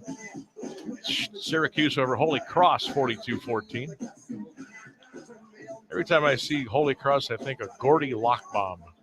He was the original. He was the first two-way full-time player.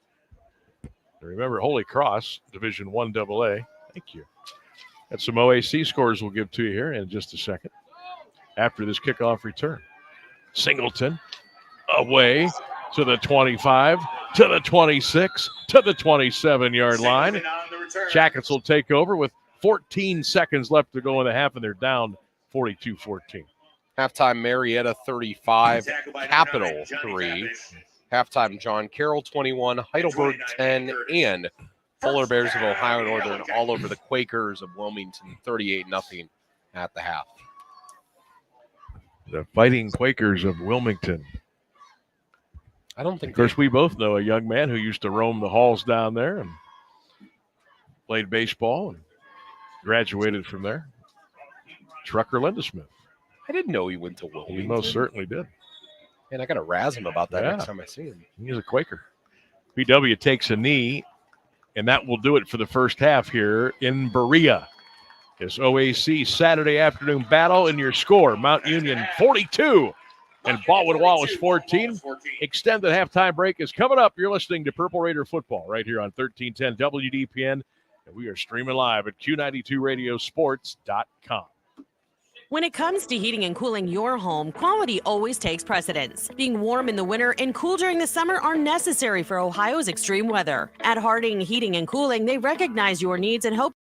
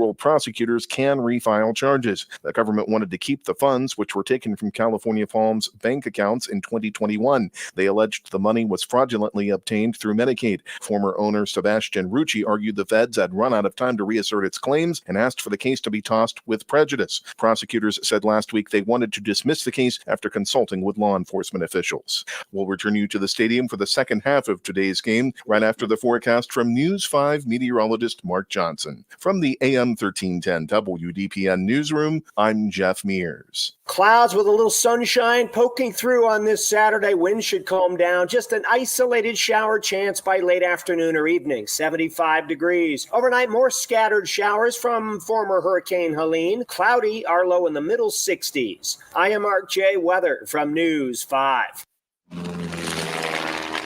Gear up for game day with Grinders Above and Beyond, the spot for tailgating fun. Grinders has everything you need to make your pregame experience unforgettable. Join us for happy hour from 4 to 6 p.m. and get a taste of our homemade tailgating favorites. Planning a big game gathering? Let us handle the catering. From sandwich platters and homemade chips to soups and salads, pies, and brownie samplers. We've got all your tailgating needs at Grinders Above and Beyond. Hey, man, good to see you. What brings you out here today? Need to pick up a few tools. You? I need new kitchen cabinets, countertops, maybe even a whole new kitchen, but I can't get any help or find what I need in this place. You need to go to Robertson's for that. Robertson's Kitchen and Bath Gallery is an American Standard plumbing registered showroom, and their knowledgeable consultants have the training and expertise to actually help you get what you need without breaking your budget. Visit Robertson Kitchen and Bath at 2155 West Main Street in the Alliance Industrial Park, or visit them online at robertsonkitchenandbath.com, where amazing meets affordable. Hello, Purple Raider fans. Chuck Moore here, former Mount Union running back, four-time national champion, and 2001 Ghilardi Trophy winner. Are you facing some major financial events, things like retirement, marriage, divorce, or selling a business? We at Markham Wealth understand, and we can help. Call 330-564-8590 or visit www.markhamwealth.com for a free consultation. Neither tailored services nor the background of your financial professional should be construed as a guarantee of a particular outcome. Past performance does not guarantee future results. All investing comes with risk, including risk of loss. Markham Wealth is an SEC registered investment advisor. Registration does not imply a certain level of skill or training. You're listening to Mount Union Football on AM 1310 WDPN. Halftime here in the Baldwin Wallace Marching Yellow Jackets playing at the half on the field, putting on a very nice show here at the half at Finney Stadium. Halftime, Mount Union 42 and Baldwin Wallace 14. All Purple Raiders in that first half, dominant from the start of the half until the end. And we'll run you through the stats and the highlights now. First, looking at the stats from the first half. In the first half of play, Mount Union 144 yards rushing on the ground on 14 carries. They had only 15 first downs to 13 for Baldwin Wallace. Baldwin Wallace 18 attempts on the ground for 24 yards, 84 passing yards for B-Dub, and 154 for Mount Union. In the first half, Mount Union was extremely effective on third down. 2 for 3 on third down. Baldwin Wallace was just 3 for 8. Mount Union was a perfect 4 for 4 in their red zone scoring chances in that first half. They were led by Noah Boudry in the first half. The quarterback was 8 for 11. 154 yards and 2 touchdowns, whereas Charlie Bubonic was 16 of 22 for 121 yards and 2 scores for Baldwin Wallace. Tyler Echeverry in the first half, 5 attempts, 23 yards and a touchdown. Sean Thomas, 1 carry, 2 yards and a score. Darnell Williams, 2 attempts for 32 yards. Noah Boudry, though, the leading rusher in the first half for both teams, 6 attempts for 87 yards and a score. Nick Turner, 1 reception, 82 yards. That led Mount Union in that department. He scored on that play too. Jerry Cooper had 3 receptions for 32 yards and a touchdown. As for Baldwin Wallace, first half scoring for them, they had Connor Awad, who had 3 catches for 22 yards, the 1 receiving touchdown, and Oliver Kelleher with 2 receptions for 28 yards and a score. Leading tacklers in the first half, Rossi Moore for Mount Union, 9 tackles and 2 for loss. And for Baldwin Wallace, it was Colin Kaufman with 4 tackles in the first half. Let's run through the scoring plays now. Mount Union got on the board quickly early in the game. Tyler Echeverry, the first one to punch it in for the Purple Raiders.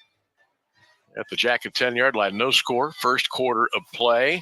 There's a play action. Now it's going to be a handoff to Tyler Echeverry, 5 to the 4 to the 2, and he barrels into the end zone. Touchdown, Mount Union. Tyler Echeverry kicked it into high gear once he got inside the 5-yard line and banged his way in for 6. Purple Raiders on the board here in Berea. Mount Union would go up 7-0 after the Von Merrick kick was good. Just a couple minutes later, it was Mount Union on just 2 plays and 85 yards. Sounded like this. Noah, play action. Boudry are going deep for Dickie Turner. Got him at the 40. It's a foot race. Turner to the 20. He's gone. 10-5. Touchdown, Purple Raiders. So 1 play there, 82 yards and the score. It was 14-0 Mount Union. Purple Raiders would add to it again early in the second quarter. Williams, the tailback. Darnell will not get it. Boudry will keep it. Noah to the 5. They'll spin and twist his way to the 4. Did he ever go down? He did not go down. Touchdown, Purple Raiders. So Noah Boudry from 8 yards out would punch it in. Then a drive later, Baldwin Wallace had the ball, but they coughed it up, and Mount Union capitalized. A lot of pre-snap motion. I don't even know if they were set. Apparently they were. Alston's going to keep it. Breaks a tackle. Fumbles the ball. Raiders pick it up, and they're going the other way. 10-5 touchdown. Marcus Jackson. And the Purple Raiders are on the board again. 27-0 Mount Union. 40-yard return by Marcus Jackson. Made it 28-0 at that point. Finally, though, Baldwin Wallace brought to life a little bit. Charlie Bubonic on a 4th down made this play. But it's 4th and goal from the 20-yard line, and Bubonics is going to go back to sling it. He's looking to the left, looking to the right, dances out of trouble, rolling to the right, fires a quacker in the back of the end zone. Touchdown, Baldwin Wallace. Holy cow. Kelleher in the far corner of the end zone. And Baldwin Wallace is on the board on a broken play. 19-yard touchdown, and for a moment, Baldwin Wallace looked like they were back in it. Mount Union, though, just a couple minutes later, the freshman tailback, Sean Thomas. Mount 3 right, 1 left, no tight end. Boudry gives it to the tailback. Did he get in? Give it to him. Touchdown, Mount Union. Sean Thomas hits pay dirt, and the Purple Raiders are on the board again. It's 34-7, Mount Union. Would make it 35-7. Baldwin Wallace would come back, though, again. They would score right before the end of the half. They left too much time for Mount Union, but here's how B-Dub got on the board. Triangle trips to the right, Connor Awad to the left. Bubonics in the gun for the setback. Bubonics to throw. Slant, Awad got it. He's going to go into the end zone. Touchdown, Baldwin Wallace. Connor Awad from 14 yards away, and the Jackets are back on the board again. It's 35-13, Mount Union. So then it would be 35-14, although Mount Union, they had a minute and 43 seconds left, which is far too much time, and they found their way to the end zone one more time. We don't have that highlight, I'm pretty sure. So 42-14 was a Noah Boudry pass to Jerry Cooper. I thought Rainsburg had cut it, but I know he got all the rest of them. So great job in the first half there, Rainsburg, with all those highlights. And all in all, Mount Union ends up at the long end of a 42-14 score at the half. You're listening to Mount Union football here on AM 1310 WDPN. We're going to take a break. When we return, Sam will rejoin the broadcast, and we'll talk about the first half and get you set for the second half. We'll take this 2-minute timeout here on WDPN. Halftime again. It's Mount Union 42, Baldwin Wallace 14. We'll be back.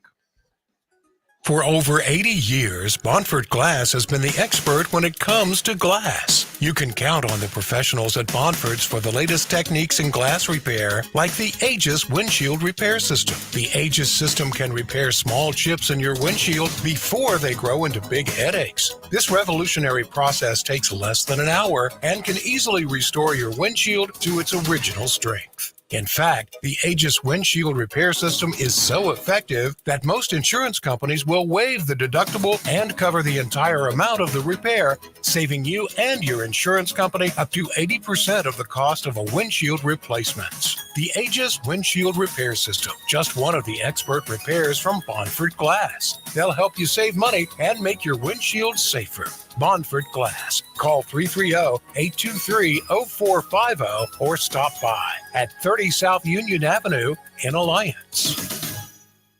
Get into SARTA and get SARTA smart. Who rides SARTA? You do. You, your neighbors, coworkers, and the people behind you in line at the grocery store. Our riders are moms, dads, students, retirees, and commuters. To help persons with disabilities, our ProLine countywide service picks them up and takes them direct to their destination. SARTA riders tell us they appreciate all the places we take them and how we help the community. That's how you get SARTA smart. Visit sartaonline.com/smart.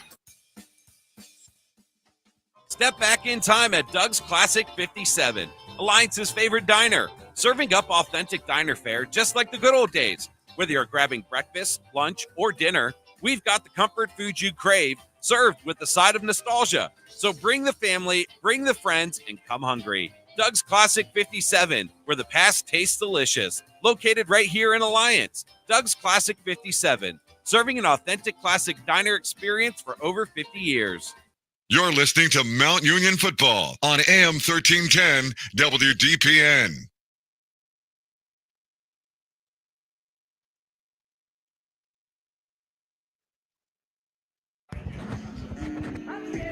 We're going to turn back in here at halftime. 42-14, Mount Union over B-Dub.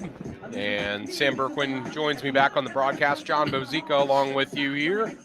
Halftime, Purple Raiders in control over Baldwin Wallace. And Sam started early and often for the Purple Raiders, and they never really looked back in that first half. Nope, and the scoreboard will tell you the tale at 42-14. A couple notes I want to pass along to you, courtesy of our good man, the Dominator, Nate LaRiccia, the SID at Mount Union. The connection from Boudry to Turner, that 83-yard touchdown, it ties the sixth longest pass and catch touchdown in school history. And you brought this young man's name up earlier today, Therese Scott. It ties Therese Scott to Roman Namdar. Remember Roman Namdar? That was against Muskingum back on September 19th of 2015. Did you do that game? I did. That was my first year. Wow. That was and Roman Namdar, I thought was going to play in the NFL. I really did. I wonder if we can find that highlight. Good luck. I'm gonna do some digging. He's going to do some digging. Also, senior linebacker Marcus Jackson, when he returned that fumble 40 yards for a touchdown, that's the fifth longest fumble return in program history. Fumble forced by freshman Zach Liebler.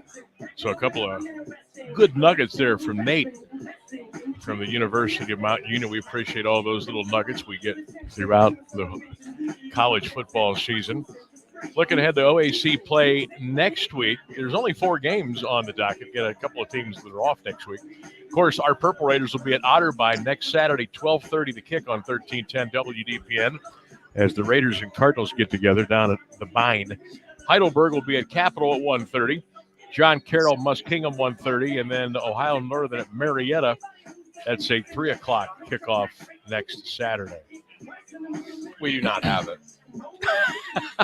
I didn't think so. And I remember Roman Namdar. He was a little bit of a loose cannon at times, and coaches kind of had to tell him to rein it in sometimes. How about this score? He was something. How about the score in college football, by the way? 1:33 left.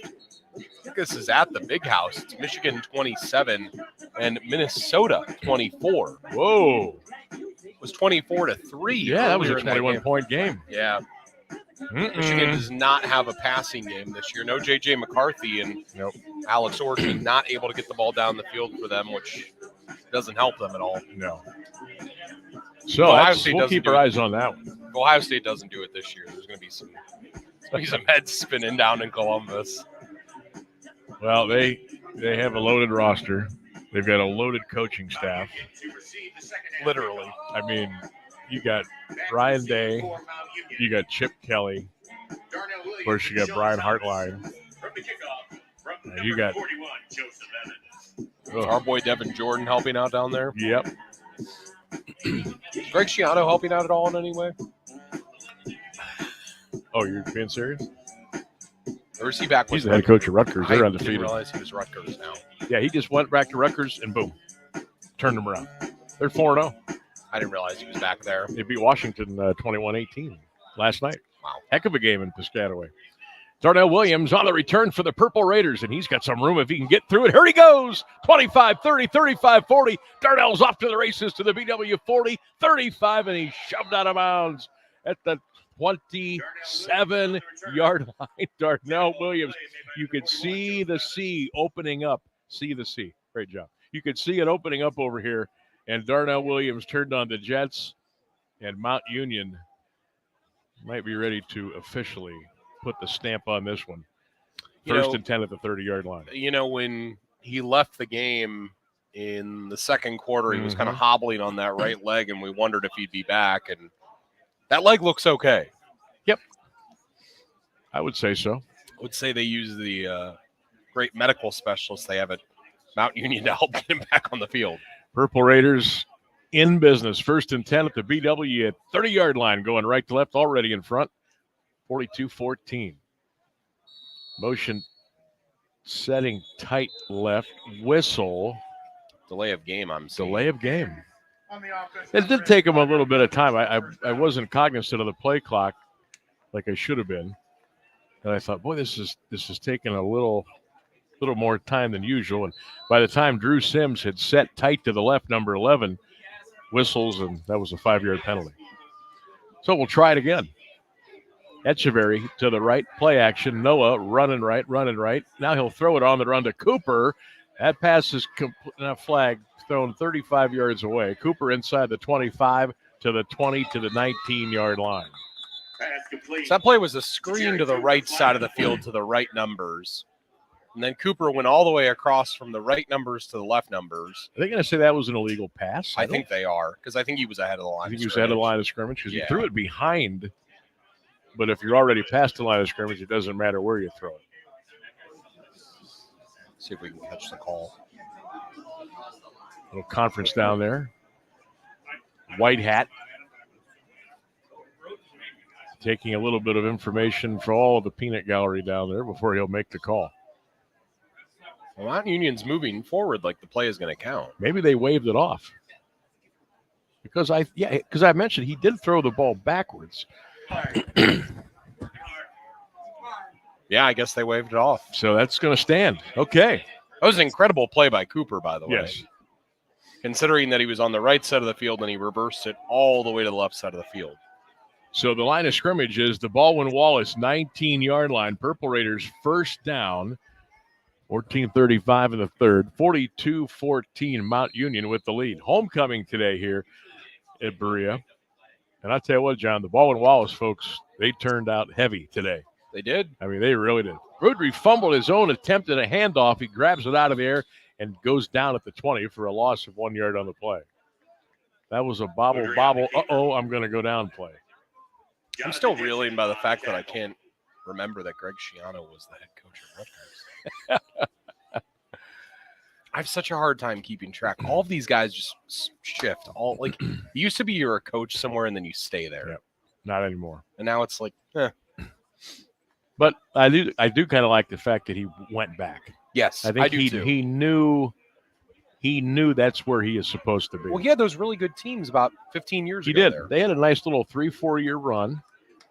They were winning 8-9 games and kind of getting a little juice in the program. There goes Darnell Williams inside the 20 down to the 16-yard line. And Schiano left.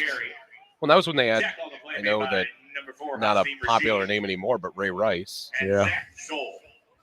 They were really good with him. And they had a kicker. I forget his name. Yeah, I know. Won him a couple games late. Made Tony Soprano happy that they were good. And Shiano bolts and said, you know what, I think I'm going to go back to Piscataway. He is a masterful recruiter. And boy, today you better be one of those. And you better have a little cheddar in the bank as well. Boudry, play action. Noah's going to roll right. Noah's going to tuck it. Noah's going to run 10. Inside the 10. Down to the 7. Flag is kind of casually dropped in there at the 7-yard line. Man, I hope we don't get this. Holding Mount Union. Man, that first half, you said it when we went to break. You said first half we had. It was 1:09. No, it was 3. It was 3:11. So 1 hour and 11 minutes. And for all those points to be scored, I mean that is a really quick half. Yeah, we're with the way that this half is already starting with all the flags and all of the. There's just not the same urgency on the field. On now, how either does that side. happen? How and why does that happen? I don't know. I don't know what changes that. I think one, maybe an elongated break. It was homecoming, so a little bit extra time. That felt like a longer halftime than normal. A little bit. Great job by the BW band, by the way. They were rocking it out. Boudry back to throw, looking for Cooper, and complete. And no laundry on the field there, and that'll bring up. I thought you had to turn your back when you were defending passes. Alden Steele, the safety, he kind of, do you notice what he did there? Like he kind of like kept his back turned, Like kind of rammed into the face guarding. Yeah. All right, so here comes the field goal unit for the Purple Raiders. Here we go. 26, 27, 37-yard attempt for Yvonne Merrick. A little bit off to the angle to the right hash. Franklin will put it down. Merrick with the attempt. It's on the way. It's got the distance. It is up, and it is good.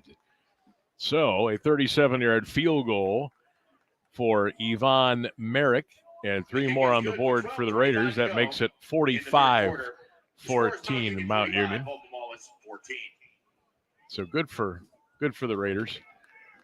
Got 3 out of it. I think that's the first time they've been in the red zone today that they didn't. Yeah, kind of stub their toe a little bit. Yeah. Penalties. Yep. They'll do that to you every time. And sometimes it's not even the yardage of the penalties. It's just that it stops momentum. You know, that was and only it gets you off track. You know, that was a 6-play, 10-yard drive. Because the return by Darnell. He had a great return. Well, I got to be honest. After the return by Darnell, I'm thinking, oh, this is an easy 7. I know. But can't assume. Raiders come out of there with a 3 spot. You know, I will say this, Sam. Like, let's say, I'm just playing devil's advocate here on this for a second. Let's say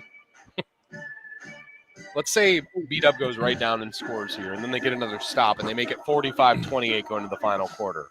It's not really a game, but it like kind of is a game. You know what I'm saying? Like, it's just like it's enough to make you think, harken back to a couple years when they did rally and take 17. You know what I mean? It makes it a little uneasy. It does. So let's Mount Union still needs to let's squash that theory. Right there. Let's not let them go down the field here. Merrick with the kickoff. High. This one's going to be a little bit short. Watch a fumble on this return. Boom. 8-yard line to the 10. Singleton 15, 20. Singleton 25, 30 to the 31-yard line. I thought he was going to fumble that there. At For a the second, end. he was carrying that. Carrying that kind of was it? wide out. The old loaf of bread carry. Tell you what, he's fun to watch on returns. He is. And BW will take over 1st and 10. Good guys up 45-14. 12-20 to go. Third quarter here at Baldwin Wallace. Trestle Field, George Finney Stadium. Sam Berkwin, John Bazika with you on this Saturday afternoon as we get a little bit closer to turning the calendar from September to October. Can't believe that. It's amazing to me. High school is going to be in week 7 next Friday night. Crazy. Bubonics gives it to Lindberger, the former St. Vincent St. Mary star, bruising his way out to the 43 and a first down. So George Lindberger, I remember from St. Vincent St. Mary. Big George wears the same number that he wore at St. V, 36. Johnny Papish with the hit and the tackle. Quick pass out in the flat, caught 45-50 to the Purple Raider 49-yard line. Was that Keller? Nope, that was not. That was 6, beg your pardon. Colin Quinlan. You know, ever since those couple of drives to begin the game, they've been in a much better rhythm of what they're doing. It's the quick little out patterns, the screens into the flat. That's what they ran there, and just puts Bubonic in a really nice rhythm. Second down, 3 for BW. Bubonics to throw, looks left, comes back, fires right. Kelleher got the first down to the Raider 43-yard line where he's taken down.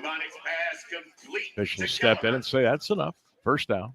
I mean, it's a really simple passing system. It's basically if the first read isn't there, you have somebody that's either coming on a, kind of like curl over the middle of the field to get you past the sticks or a simple out. It's not a lot of decision-making on Bubonic's part. So triangle trips to the boundary, wide to the left is Awad. Quick throw right here, caught. Raiders all over it. Nice defensive play, Mount Union. Tony Cook. But Progress, they'll give them the 37, so no gain on the play. But see, that's the adverse of it, is that if you do read it quickly, then it's really easy to snuff out. That was designed to go to Kelleher the whole time. There was no other secondary option there. And the Raiders knew what was bubbling in the cauldron there and took it away real quick. Second down and 10. Motion to the left is Awad. Now he'll come back and motion this way. Bubonic's in the gun. He'll go back to throw. Charlie steps up, slings it, sidearm style, caught at the 41-yard line.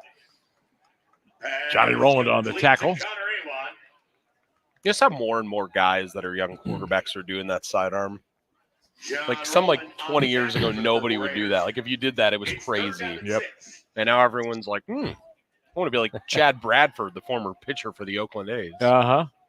Well, Bernie did it a lot with the Browns. He did. He was really good at it. Mahomes does it now, and you're starting to see some other guys do it.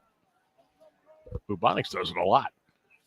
Trips left, wide to the right, back to throw. Bubonics turns over the middle, incomplete at the 17-yard line. Triple coverage there, try to get it to Conwell. It'll bring up fourth down and a chance for the Raider defense now to get off the field with 9:43 in the third. Mount Union in control right now, 45-14. Slot guy to the field there, just ran him down the seam, hoping to exploit the zone, and too many guys in the vicinity, and Bubonic couldn't put it on the money. Coach Tim Hilbert says, we're going. No choice, really. Fourth down and 6, and Bubonics to throw.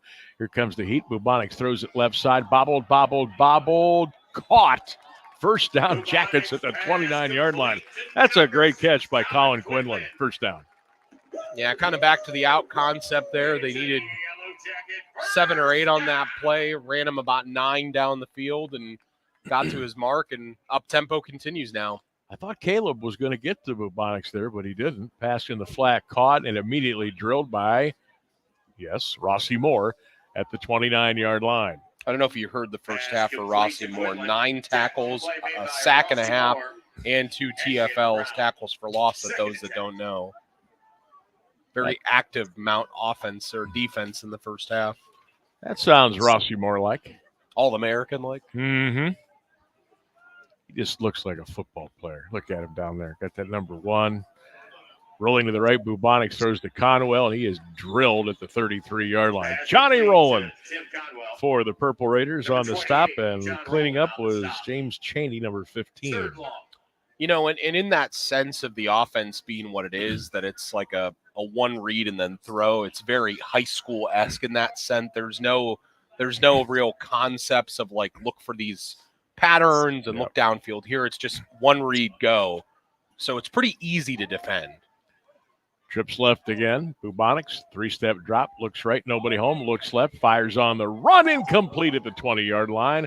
Almost picked off by the Purple Raiders. That was Johnny Papish. He hurt himself.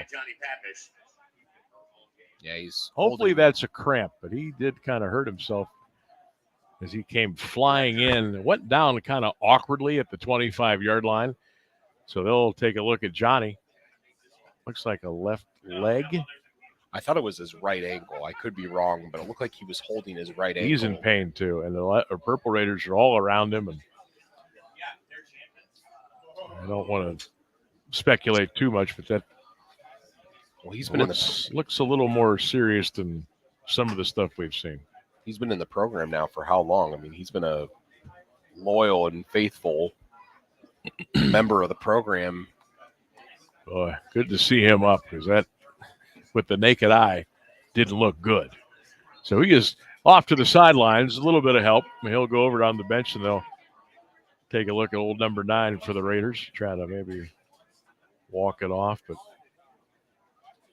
so if you want to squash that whole 45-28 thing, this 4th and 14 here will go a long way. Yep. 8:08 to go in the third. Raiders up big. BW now. Got to convert. 4th and around 14 at the Purple Raider 34. Bubonics to throw. Steps up in that pocket. Looks over the middle late, but it's caught. The first down. Quinlan. Boy, he's like Brian Brennan. He just finds a way to get open on 3rd and 4th down to keep drives alive, and they do it again. First down Jackets. It's a great deep cut by you, by the way, Brian Brennan. I love that. Old number 86, Mr. Reliable for the Cleveland Browns back in the day. Bubonics back into the gun. He'll sling it again. Looking right, nothing. Over the middle, he bounced that one in there incomplete at the 6-yard line. Quinlan again, the intended receiver. Yeah, they ran 3 guys into the end zone, kind of running 3 different trees of a route in different positions. And then late in the pattern, Quinlan ran the crosser over the middle and supposed to come open underneath the zone there. And Mount Union's linebacker is just smart enough to read that play out. Overcast skies here today. The sun was peeking out a little bit earlier. Now it's pretty cloudy. Lights have been on since a couple of hours before the kickoff today. Bubonics to throw it again. Looking right. Got batted up in the air, and it is almost intercepted. Almost picked off by Weston Arthur, but the ball goes to the turf. Incomplete. Probably should have been a pick. It's tough, though. Off of a tip like that, ball always flutters in an awkward way in the air. That was like a helicopter spin, that ball. And Weston almost came with it, the outstanding linebacker for Mount Union. He was so good last week in one-on-one coverage, oftentimes left on an island by John Carroll wide receivers, and did an awesome job. 3rd and 10, 3rd and goal, I should say, BW at the Raider 10-yard line. 7:28 third, Mount up 45-14. Bubonic slings it right side. End zone incomplete for Kelleher. Tony Cook on the coverage for the Raiders. That'll bring up 4th down. They've gone after Tony Cook, it seems like, this whole game. And he has really stood his ground with the exception of the broken play that they scored on towards the end of the first half. Cook has done an unbelievable job for an undersized guy playing out there, just 5'8". He continues to impress. So again, the 4th down conversion coming up for Baldwin Wallace. 4th and goal at the Purple Raider 10. Mount Union up big, 45-14. Trips left, slot right is Kelleher. Bubonics to throw. Steps up, slings it at the 1. Caught, but he's not going to be into the end zone. And that's going to go over on downs to the Raiders. They'll take over 1st and 10 at their own 1-yard line. Again, they go after Tony Cook, and he laid the hit from behind. Give Brandon Janssens the credit, too. Safety came up, and he basically protected right where the goal line was. That was really great body control. They sandwiched him, and it stopped it right at the 1-yard line. So the Purple Raiders will take over 1st and 10. They're up 45-14, 7:15 to go in the third quarter of play. Sam Berkman, John Bazika here in Berea. Baldwin Wallace University Yellow Jackets, homecoming for them as the Raiders make the trip over from Alliance. Can we get a 99-yard play here? Come on, Darnell. Give us a little old Tony Dorsett Monday Night Football against the Vikings back at the Metrodome. Let's go. Fake to Darnell. Noah's going to keep it 5. Boudry to the 10. Noah Boudry to the 15-yard line on a first down. Taken down by T.J. Hansel, but that's a chain mover for the Purple Raiders. 1st and 10. I'm really surprised at the lack of respect that these teams have for Boudry's ability to run. Like, every time he gives it up the middle, everybody's going in. All the linebackers, all the DNs. Somebody's got a spy on him knowing that he's going to run. I'm just really surprised by that because he's proven 2 weeks in, I can run. Yep, I'm a talented runner. He is a weapon running the ball. Boudry. 5-step drop to throw. Noah looks downfield, lets it go over the middle, looking for Sanders. Tipped incomplete at the 46-yard line. Boudreaux's pass incomplete. Intended for 1, number 3, 2, Tyrell Sanders. 3 Jackets were back there. Did you see that too? Marquis Vereen was leading the defensive charge. That's a sign of respect, though, too, for how quick Mount Union is. You need 3 DBs around one guy. He's a good one, too. Tyrell almost was able to split the trifecta and get that one. Second down and 10, Purple Raiders from their own 15-yard line, going right to left. Motion to the right side. Give to Darnell. He's across the 15 to the 20. Darnell slammed to the turf at the 21-yard line. So he picked up 6 yards on the play, setting up a third down play for the Raiders. 6:15, third quarter, all Mount Union, 45-14. Classic kind of jet sweep concept there going right. I'd love to see them run like a rocket screen or something. Just get blockers out. Let Darnell, similar to a kickoff, just give him a chance to get one-on-one in the open space with somebody and see if he can make a play. See if they go wide side here.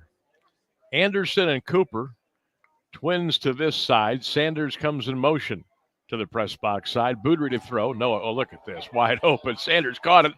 30. Little Jake to the 35, to the 36, and a first down. Nobody within 15 yards of Tyrell Sanders. A little bit of a tough catch for him to make. He had to twist himself into a pretzel, but he grabbed it. Got enough for the first down. Move the sticks. Purple Raiders, 1st and 10. You said it. They had Anderson and they had Cooper that side of the field. They went to the field, and I don't know why no one covered the out. They just left Sanders out left there. him go. Did whatever he wanted to. Darnell tail back to the left. Wide right, twins left into the boundary. Boudreaux back to throw. Noah steps up in the pocket. Noah's going to run. Noah's going to run. Noah's going to look. He fires. Incomplete. Almost intercepted by Hansel. Boudreaux was kind of running for his life as Jordan Smith, the big D lineman, was coming after him. Well, the first read there is Turner on the post. He was not open. Then he went to the check down, which was Cooper just kind of on this little screen in the flat. He was covered. Cooper decided that he wasn't there. He took off down the sideline, and give Hansel credit. He did a nice job turning his back around and making that play. Second down and 10, Mount Union. They'll scrimmage. Left hash from their own 36-yard line, going right to left with a big 45-14 lead. Cooper in motion to the right, Boudreaux to throw. Hand off to Darnell. He's got room, 35, shakes to the 40. Darnell Williams got a first down to the 47-yard line. See, that's the type of play I'm talking about, Sam. You give him a chance on a delayed give like that it kind of slows everything down. So then you leave him one-on-one with somebody, and eventually he's going to make the right move, and he's going to have just the right block, and he's going to beat that guy and go for 6. It's another Stratton Chevrolet first down for the Purple Raiders. You get any residuals for that? It's a 2-letter answer. N-O. Boudreaux rolling to the right. Noah just going to go down. See, that's where he just says, you know what? I'm going to go down. I'm going to fight for another day. Didn't get the hard contact. He lost 2, no biggie. Second down and 12. Smart play by Noah Boudreaux. College football scoreboard. 27-24. Michigan hangs on. They hung keep on. The little brown jug. Man, a trophy game 4 weeks into the season. That's the new college football. We've already had Oregon State play each other. The Apple Cup has already been played. Boudreaux fires incomplete.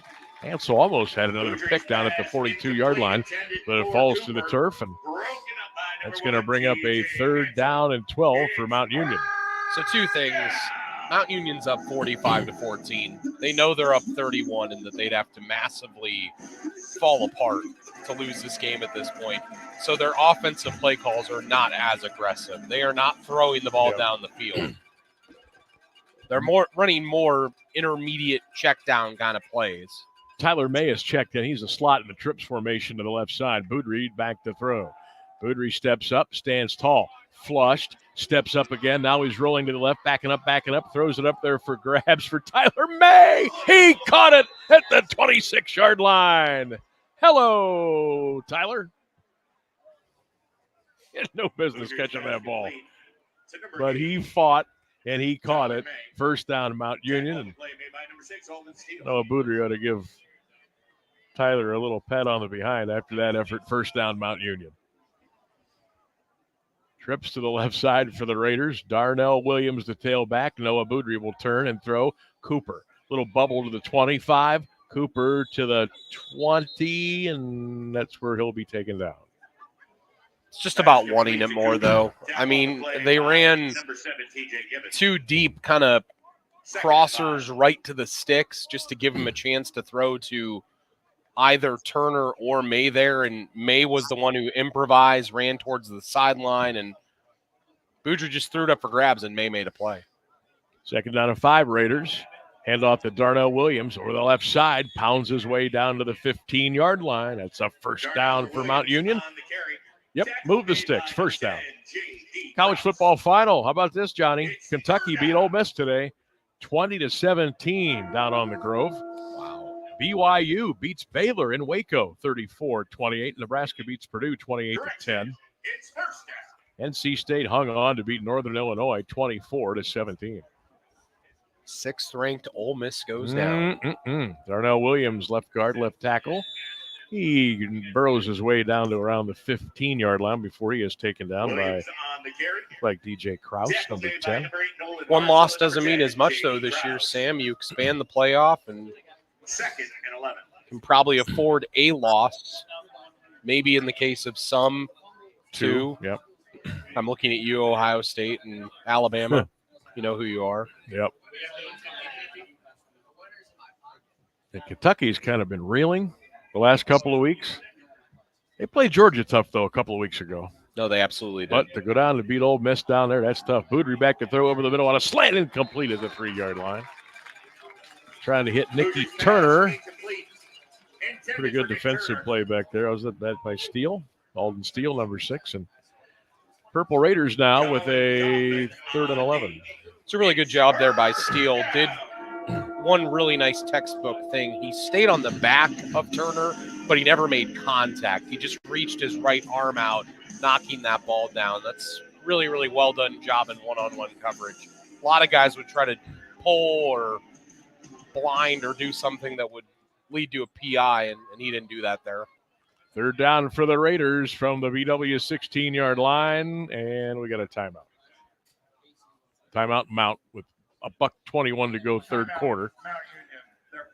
So they've got 2 remaining, which probably will not come into play. 45-14 Purple Raiders. Next weekend it will be in Otterbein. The Purple Raiders make the trip down south to take on the Cardinals. 12:30 kick right here on 1310 WDPN and streaming live at Q92radiosports.com. Still trying to figure out why that's a 12:30 kickoff.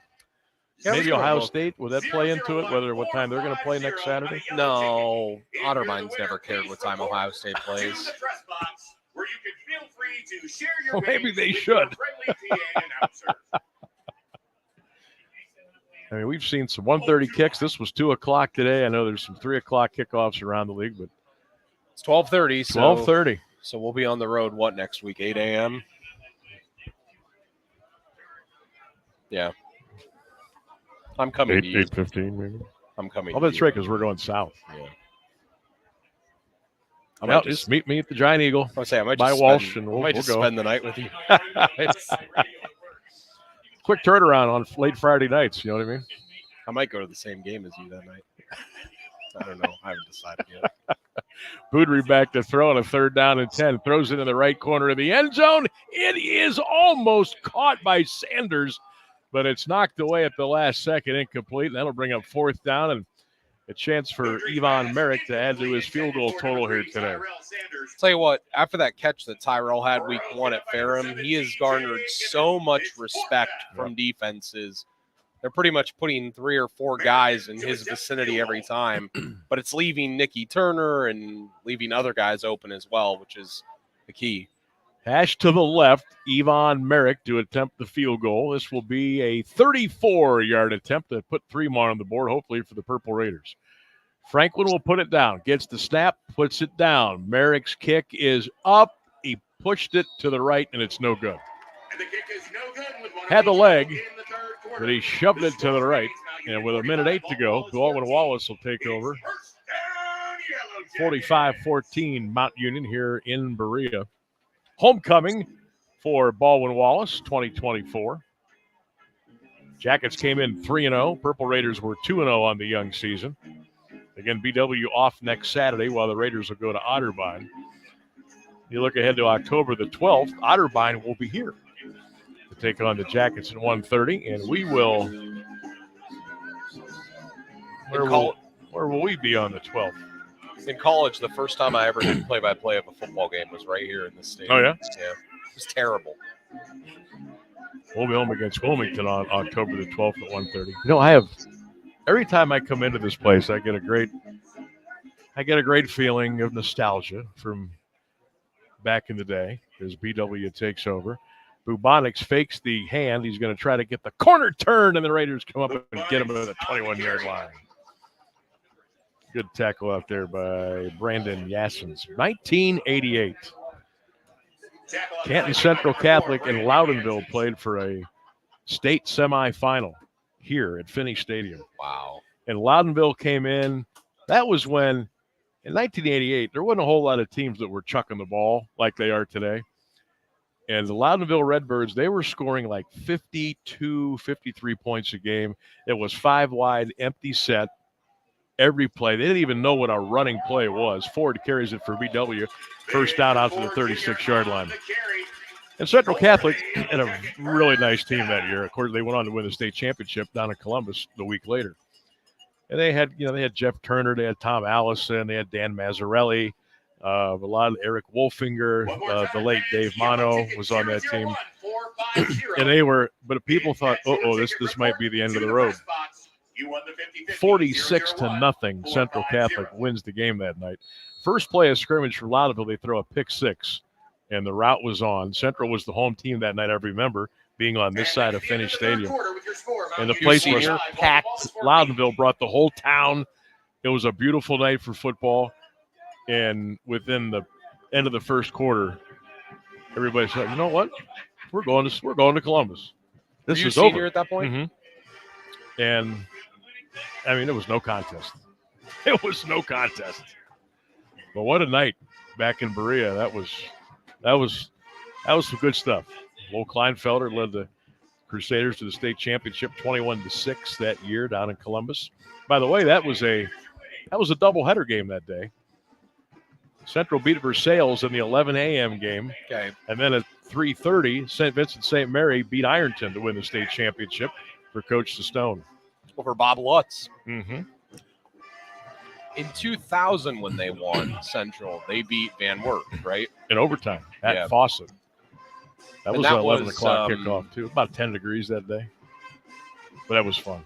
Who were the players on that team? They had a really good, I can see a great him. running Marcus Warner, running back. We'll have to think a little harder about some of those guys. But state title in 88, state title in 2000, and state title in 2016. Caleb Brown just got himself a sack back here at the 30-yard line, loss of 4 on the play. Sack by number 7, Caleb Brown. 1988, 2000, and 2016. 2016. Versailles, Van Wert, and Coldwater, the 3 victims. Took Central 3 years, though, to get Coldwater. They finally got him. It was a heavyweight fight. That was a magical night, too. Here comes Ford around the left side. There's nowhere to go. Tackled by Tony Cook for the Purple Raiders. 45-14 Mount Union, 14-15 to go in the ball game. You had to call that game on Q92 that night. I'll never forget. It's 3rd and long. You know how high that press box is. Oh. And I'm like, whoa, we are up here. I mean, you really don't get used to it. You don't. I had called a game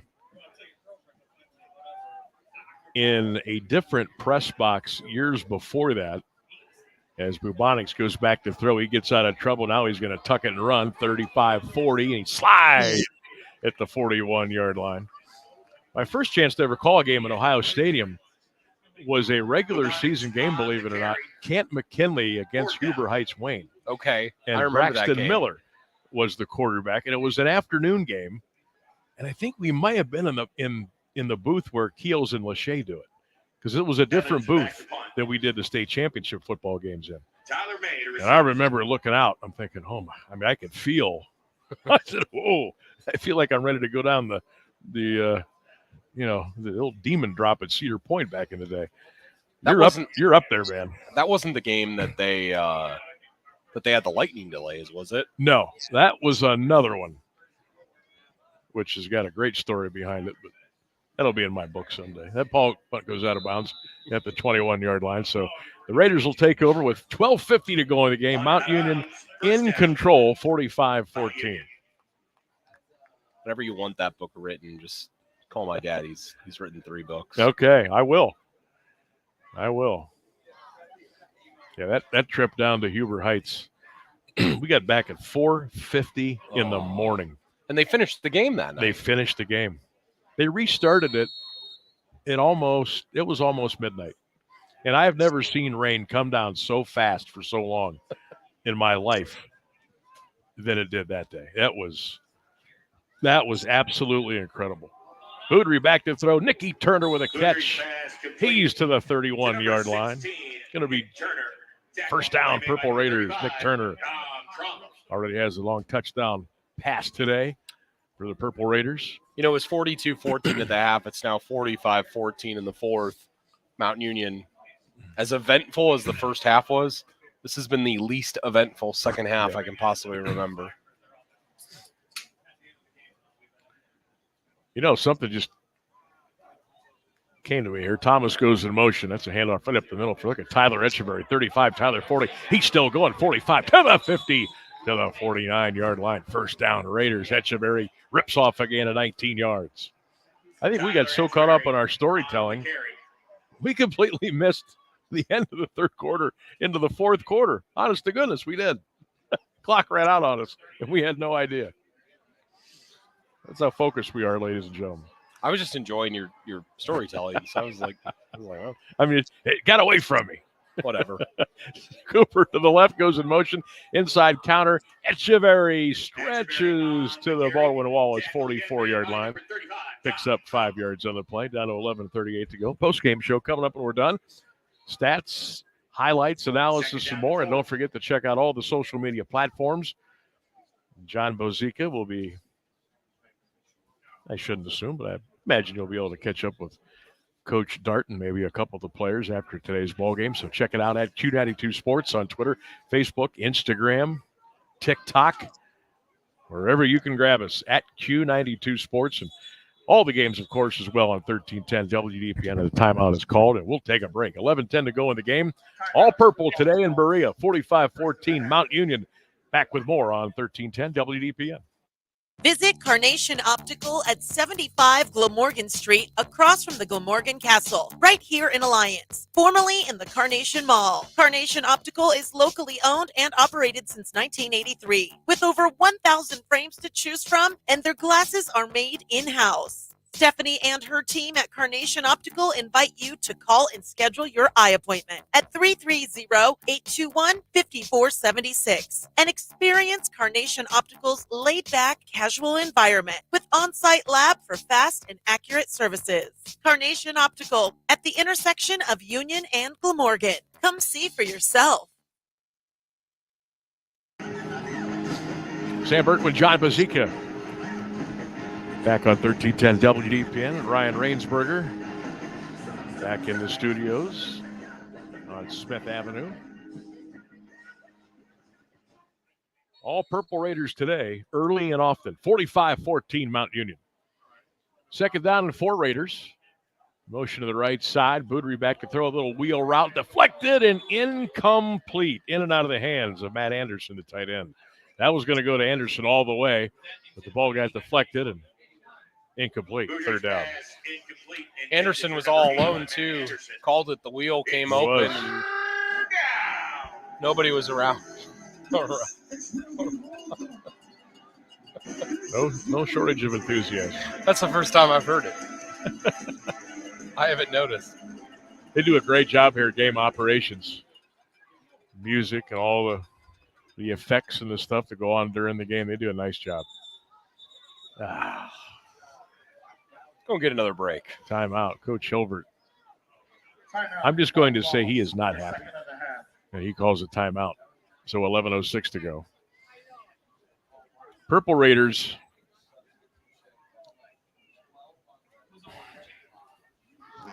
What if, it's been 7 days. You go from, nail biter, kind of edge of your seat, 37-31 John Carroll, to what we've got here, 45-14. Well, this is where, you got a whole quarter of football here. And if you're Coach Dart and your assistants, this is where they're really going to look at game film. Because this is where sometimes you tend to get a little bit lazy. You maybe miss an assignment.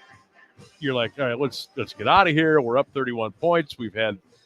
This is where you got to hone in here and be disciplined and play good, solid, fundamental football. No matter you're up at a big score. Boudry back to throw. He's in trouble. Oh, he got sacked back at the 45-yard line. Well, and coaches look upset over there after that sack that was taken by Boudry. Because the offense has really gone stagnant this half. And you said they're still up 31, but the problem with it, Sam, now is that you look at the rest of the schedule, and I think this was a point you made before John Carroll. It's Otterbein, Wilmington, Heidelberg, Ohio Northern, Capital, and then Marietta as your 9th game, and then at Muskingum. Honestly speaking, outside of Marietta, who else is going to test them? Yeah. So that's where you got to guard against those lulls. And for Mount, it's a good news, bad news thing. Good news is there's a lot of lulls because they're so much better. And the bad news is there's a lot, and you're going to have to try to, keep your head above water and don't get into bad habits. And the Mount staff does such a great job of not allowing that to happen. So, yeah, but I mean, last year is I think a perfect example of like the lull just kind of hit because even John Carroll last year really didn't test them, It's first down, and I think it's good that tough game happened like it did because it's going to focus them. And it did in the first half. It really, really did. Mm-hmm. But stuff like this is going to be tough to guard against. It'll be good if somebody else tests them. Yep. Inside handoff as the Jackets are bringing in some number 2s now, late in the ball game. They're behind 43 in the carry, Josiah Sessler, running back. Also at the QB position, you got Xavier Balson back in there. That may be it for Bubonics today, you'd think. 45-14 ball game, 9:50 to go in the fourth quarter of play. You're going to stick around. The post-game report coming up when we're done. Bubonics. Purple Raiders also have brought some second teamers in. Mikkel Love on a little jet sweep around the right side, and they got him at the 23-yard line. Bubonics 25 of 36, 177 yards and 2 touchdowns. He was sacked 4 times, though. Didn't have time all day to throw. That was why his numbers probably weren't better. Ryan Poundstone making things happen defensively for Mount Union on that last play, setting up a 3rd and 6 for the Jackets. 9:15 to go, fourth quarter. 3rd down and 7. Well, and like I said, after this, those 2 games coming up after this, which are Otterbein and Wilmington. Wilmington's 0-4 because they're losing today to Ohio Northern, and Otterbein they're 0-3. Olsen back to throw, and it's caught and then dropped at the 49-yard line. Quinlan in and out of his mitts, incomplete. Now, you were looking at the schedule. I'm just going off memory here. Intended for number 6, Colin Quinlan. Do we only have 4 home games, or am I imagining You're right. that? You're right. Wow. Joseph Evans We still have to go to Otterbein, Ohio Northern. No, we're not going that day. That's right. We're not going that day. Capital and Muskingum. You ever been to Muskie country? Yes, I have. Oh, still that wood press box. Oh no, you're gonna love it down there now. I'm not gonna spoil it for you. There's the kick. Fair catch for May at the 40-yard line, and the Raiders will take over 1st and 10. So I'm going to tell you a story. So the last time I was there was 2013. I was a sophomore at Otterbein. Otterbein beat Muskingum that day. Last second sack. Kid made the sack. That night, McKinley was hosting Glen Oak. And it was the same night that McKinley ran a fake field goal at the end of the game. That's right. Under Coach Todd Filtz. In the end zone going toward the highway. And I came to the game. I was there. You made the call. And it was 10-0 Glen Oak with I don't even know, 3 minutes left. Yeah. And McKinley found a way to win. I remember that. That was unbelievable. Wild. Movement before the snap. That'll be a 5-yard penalty. Your quarterback into the game for Mount Union as well. It is Mikey Maloney. Mikey, a freshman out of Painesville, Riverside. Now you might say, why not play False start. TJ DeShields or Mikey Maloney is the heir apparent, as it were, probably the next guy they like. Yeah. And that's how Coach Dar does things. Yeah. You play the freshman, you give him reps. You got to keep TJ healthy in case, Yep. Because he's got, Been on the roster now for 4 years. He knows the system. And if they need to call upon him at some time, TJ DeShields will be ready. Well, and that's the crazy thing about a kid like TJ DeShields is that any other OAC school, he's probably starting quarterback. Yep. But he wanted to be a part of a winning program, and not that the others aren't winning programs, but Stag Bowl. Sure. Yeah, you want to get the ring. Maloney in the shotgun now. Raiders second down and a mile. They got to get to midfield. He'll play action. He'll roll right. He'll throw it to Cooper, 35. Cooper sandwiched and brought down at the 38-yard line. Sam, here's a Longerberger on the tackle. Sam, here's a point that you made. I'd like to see Mount Union maybe change the tempo a little bit here and try to get something, leave on a good note going into next week. I know that you're going to Otterbein. I know they're 0-3. I get all of that. But give yourself a good note going into next week. Try to score here. Do something good to end this game. Yep. Cooper got a little tangled up and not putting a whole lot of weight on that right leg, but he's trying to walk it off and get to the sideline. So the clock stops with 7:47 to go in the game. Purple Raiders in front, 45-14. Today's game brought to you in part by Stratton Chevrolet, by Doug's Classic 57, Harding Heating and Cooling, by Sarda, Bonford Glass, Markham Wealth, Vapor Station, Papairos, by Robertson Heating, the Carnation Optical, and Grinders. Appreciate all those great folks on board with us here in 2024 for Mount Union Purple Raider football.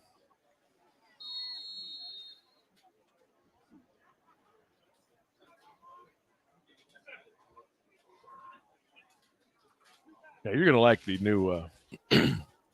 new digs down at Muskingum. I'm excited. You're going to like that. That'll end long time coming. Oh, wow. Very long time. Back to throw. Maloney shifting, running, 45. Mikey 50, 45, 40. There he goes. He's all the way inside the 30, down to the Baldwin Wallace 27-yard line. That's a chunk play for the freshman quarterback, Mikey Maloney. See, and you wonder why he's playing, why they like him. Well, it's a little bit of extra speed. He fits the Noah Boudry model that they've kind of gone with. He can throw the ball, he can get out and run, and design quarterback draw there, and got into the open field, going against 2s and 3s, but made a play. Yeah. TJ is more of a drop back. He is. TJ Shields. Big arm. But big arm. Yeah. Got a cannon. Maloney in the gun, twins to the left, inside handoff, inside the 25 to the 24 to the 22-yard line for Sean Thomas. Well, give him a couple of yards. Let's give him 6. We'll call it 2nd and 4. Well, and then not to interrupt you, Sam, but you pair him with Sean Thomas in the backfield, and 3 years from now, this backfield, maybe even next year or the year after that, looks pretty good. I like Mikey Maloney for what I've seen today. I mean, I know it's game situation and this, that, and the other, but you can see there's a little something there. Play action, he's going to keep it and run. Maloney fighting inside the 20 on progress, so he'll get down to the 19-yard line for a gain of 3. We're coming up on 6 minutes to go in the ball game. Mount Union comfortably ahead, 45-14 here at Baldwin Wallace. Sam Berkman, John Bazika, good to be a part of your Saturday afternoon. Marietta 54, Capital 10, that's a final. Ohio Northern 59, Wilmington 3. That's in the fourth quarter. And John Carroll 44 and Heidelberg 10 in the fourth quarter. Boy, not much. No competitive games today, that's for sure. No. All across the OAC. Thomas again squirts inside the 18 down to the 16-yard line, and that should be a first down for Mount Union. Sean Thomas picks up 4. They'll move the sticks. On the carry. I mean, we both thought coming up here today that this would be the one. You know, I was thinking like 31-14. That's kind of what I thought, too. You know what I mean? Yeah. 38-17. Yep. But the Raiders got it rolling early, and I'd like to see them, not to pile on here, but I'd like to see this unit go down and, get a score. Look at that ball fake by Maloney inside the 15 down to the BW 13-yard line. Well, and to your point, Sam, of what you just said, early in the game, Mount Union essentially spotted 14 points on 2 quick possessions. You take those away, and since then it's been a 31-14 game. Mm-hmm. Now, that's not to say I don't know how much Mount Union has been pushing the issue here in the second half, if you will. Carm, good to see you, buddy. I just looked at my phone. And Carmen Angel says, I'm right behind you. You haven't been back there all day. Touchdown, Purple Raiders. Sanders on a slant into the end zone. Touchdown, Mount Union, and that'll give us a 50-burger. 51-14 with 4:12 to go in the game. Really nice play fake, simple slant pattern over the middle of the field, and Tyrell Sanders beat his corner across the middle of the field. And how about Mikey Maloney? Comes in, leads a nice-looking drive. A nice offensive drive. Nice and here's the thing, too, Sam. Don't think that that's not Jeff Dart saying to his starters, like, you've gotten a little flat-footed here in this second half. Let's hit the go button. Let's give you a little bit of pep in the step going into next week. I agree. You feel a little bit better getting on the bus after something like that. 4:12 left to go in this one. Kick by Merrick is good. And it's now Purple Raiders 52 and Baldwin Wallace 14. We'll take a break on 1310 WDPN. Hey, man, good to see you. What brings you out here today? Need to pick up a few tools. You? I need new kitchen cabinets, countertops, maybe even a whole new kitchen, but I can't get any help or find what I need in this place. You need to go to Robertson's for that. Robertson's Kitchen and Bath Gallery is an American Standard plumbing registered showroom, and their knowledgeable consultants have the training and expertise to actually help you get what you need without breaking your budget. Visit Robertson Kitchen and Bath at 2155 West Main Street in the Alliance Industrial Park, or visit them online at robertsonkitchenandbath.com, where amazing meets affordable. Back here at Trestle Field, George Finney Stadium in Berea, home of the Yellow Jackets. It's been a Purple Raider party today, 52-14 Mount Union. Yvonne Merrick with the kickoff. That will go in and out of the end zone. In a strong leg, Yvonne Merrick. First down. Sophomore. Yellow Jackets. Finals in the Falls OAC. Church, Virginia. Yvonne Merrick. 8-play, 60-yard drive. And Mikey Maloney. The pass to Tyrell Sanders for 13 yards in the touchdown. Mount Union 52-12. They lead. Or 52-14. I had to look up there and make sure. It's too late. Hey, it's you know what? It's 52-14. You know what I mean? Yeah. Handoff up the middle, a couple of yards out to the 28-yard line. College football scoreboard. Kent State, Eastern Michigan 7-7 in the second quarter. TCU 14, Kansas 14 in the second quarter. Marshall leads Western Michigan 10-3.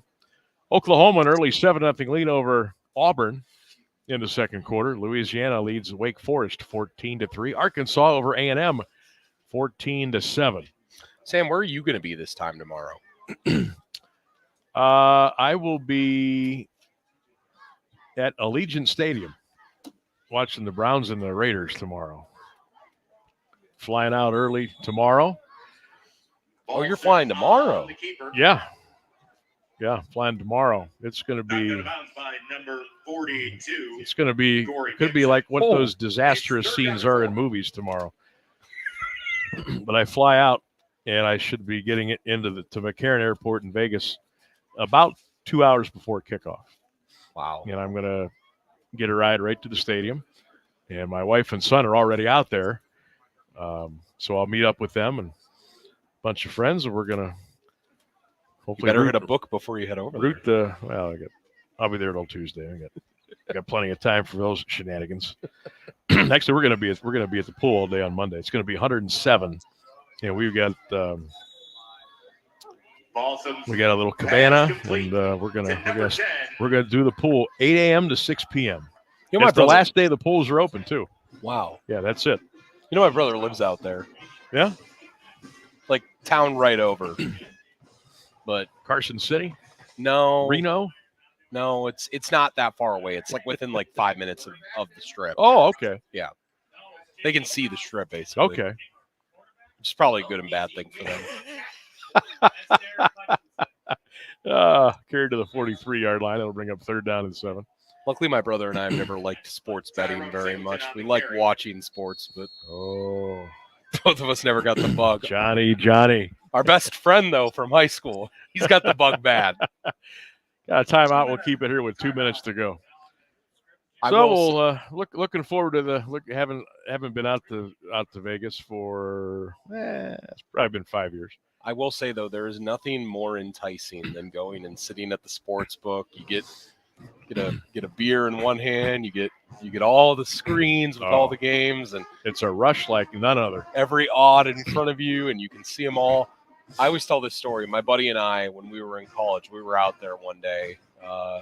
We were out there for a week for a convention that we both got recognized in as college kids, and we went to watch the national championship between UConn and I think it was Butler out there when they had Shabazz Napier. Yeah. And we were there, and there was a guy. He started the night at the sports book, and he had a pack of cigarettes, and he was wearing a flannel shirt. By the end of the night, the flannel shirt had come off, and all the cigarettes were gone, and his hair was disheveled. Viva Las Vegas. There's a handoff up the middle again. Short gain. You fill in the blanks. 43-yard line. Yep. Well, it's a magical city. I think this will be my 6th trip out, and it's different every time. But it's just to be out there, and I love it. It's going to be 100 degree. It's not going to feel. It's dry heat. It's dry heat. Yeah. So you can walk and not suffer. Yeah, there's so much to do and see. And folks that have been out there, they know what we're talking about. If you ever get a chance to go out there, though, and if it's within your means and you've got time to do so, it's a heck of a way to spend some time. Balsam somersaults himself for a first down to the Purple Raider 49 with 1:10 to go. Say, is there a game going? Well, you know what? When you reach this time, people love to hear stories. They do. So Browns and Raiders on tomorrow. It'll be weird. I'll be watching that game at 1:25. It's always the 4:25 Herschel. It'll feel a little different. Well, and keep in mind the Guardians too. They're only a game back of that top spot right now. Well, they could have picked up a game last night. They didn't. Yankees lost today already. Okay. Balsam on a little keep across midfield to the Raider 47-yard line. Maybe one more snap. 35 seconds to go. I don't care when it is, where it is. I mean, my grandfather, who I never met, was born in the Bronx, and he was a big Yankees fan. May you rest in peace. But whenever the Yankees lose, I'm happier. I'm just making a general blanket statement. Whenever the Yankees lose, I'm just happier. I love it. Aren't you? Absolutely. Although I've grown to dislike the Red Sox even more than the Yankees. I don't know why that is. I think it's their fans. I don't think like it's any the of fan them. base. Maybe one more snap. Balsam gets the shotgun snap. He'll hand it off, tailback, run it over the left side, and that'll do it to it here in Berea. Your final score, Mount Union cruising to a 52-14 win. The Raiders are now 3-0 in the season, and Baldwin Wallace drops to 3-1. Stick around. The postgame show is coming up next on 1310 WDPN, streaming live at Q92radiosports.com. Another winner today, Purple Raiders 52, BW 14. Timeout.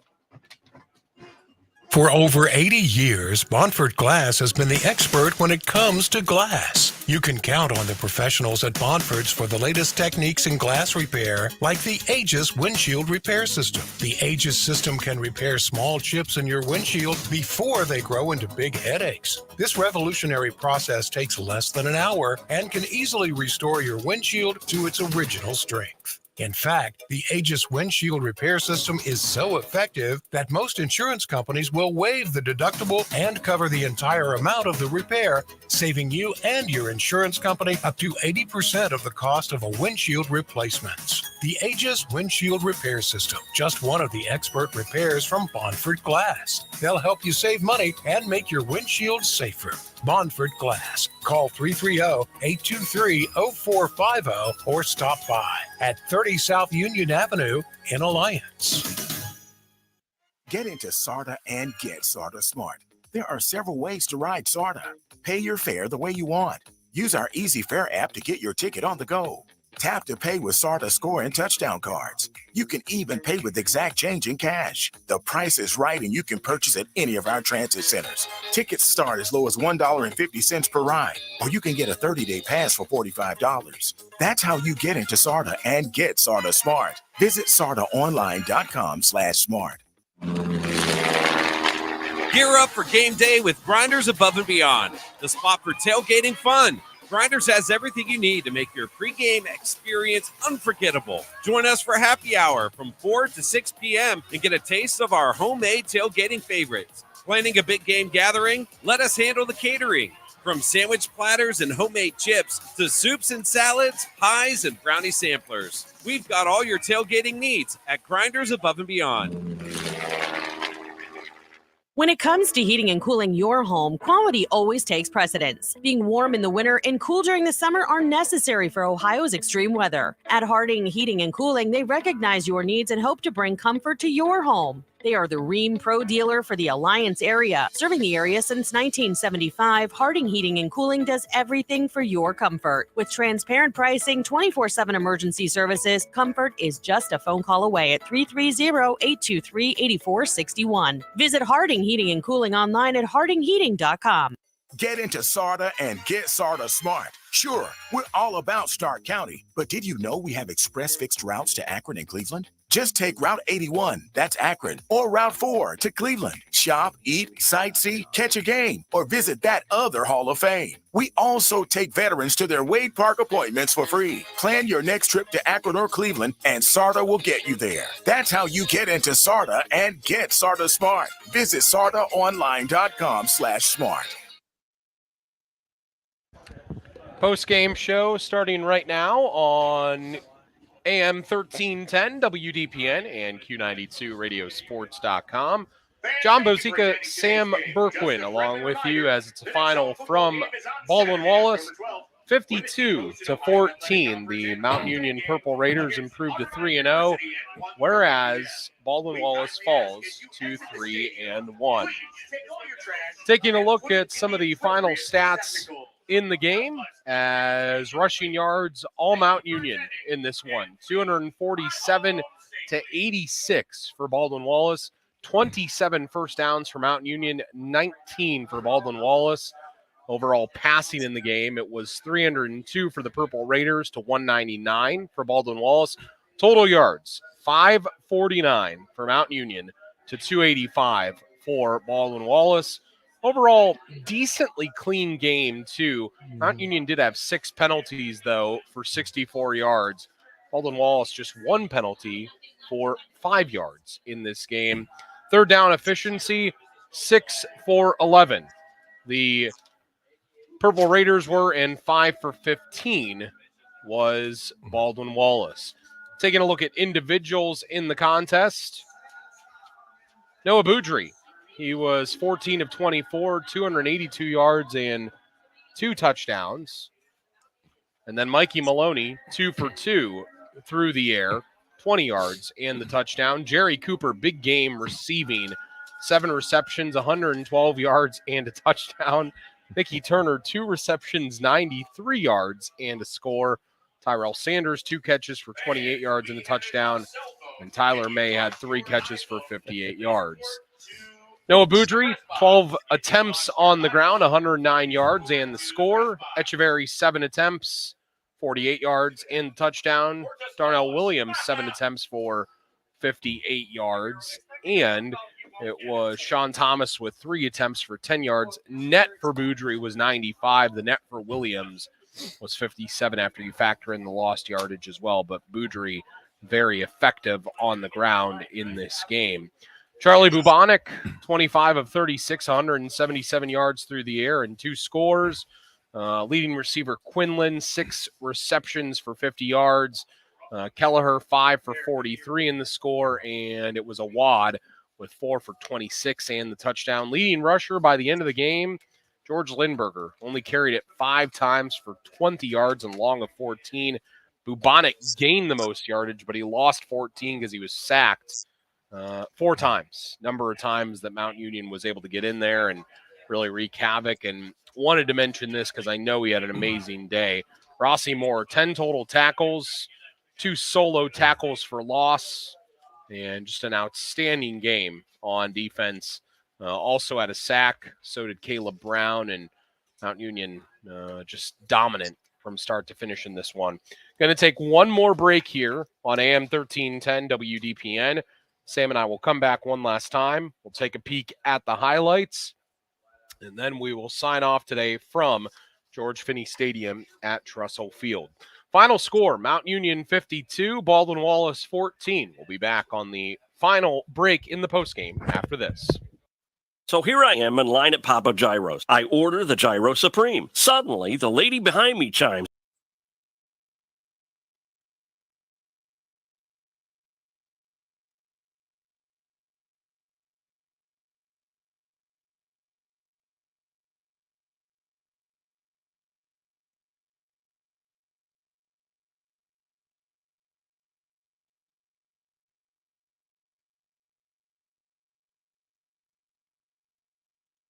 Fans, Chuck Moore here, former Mount Union running back, four-time national champion, and 2001 Ghilardi Trophy winner. Are you facing some major financial events, things like retirement, marriage, divorce, or selling a business? We at Markham Wealth understand, and we can help. Call 330-564-8590 or visit www.markhamwealth.com for a free consultation. Neither tailored services nor the background of your financial professional should be construed as a guarantee of a particular outcome. Past performance does not guarantee future results. All investing comes with risk, including risk of loss. Markham Wealth is an SEC registered investment advisor. Registration does not imply a certain level of skill or training.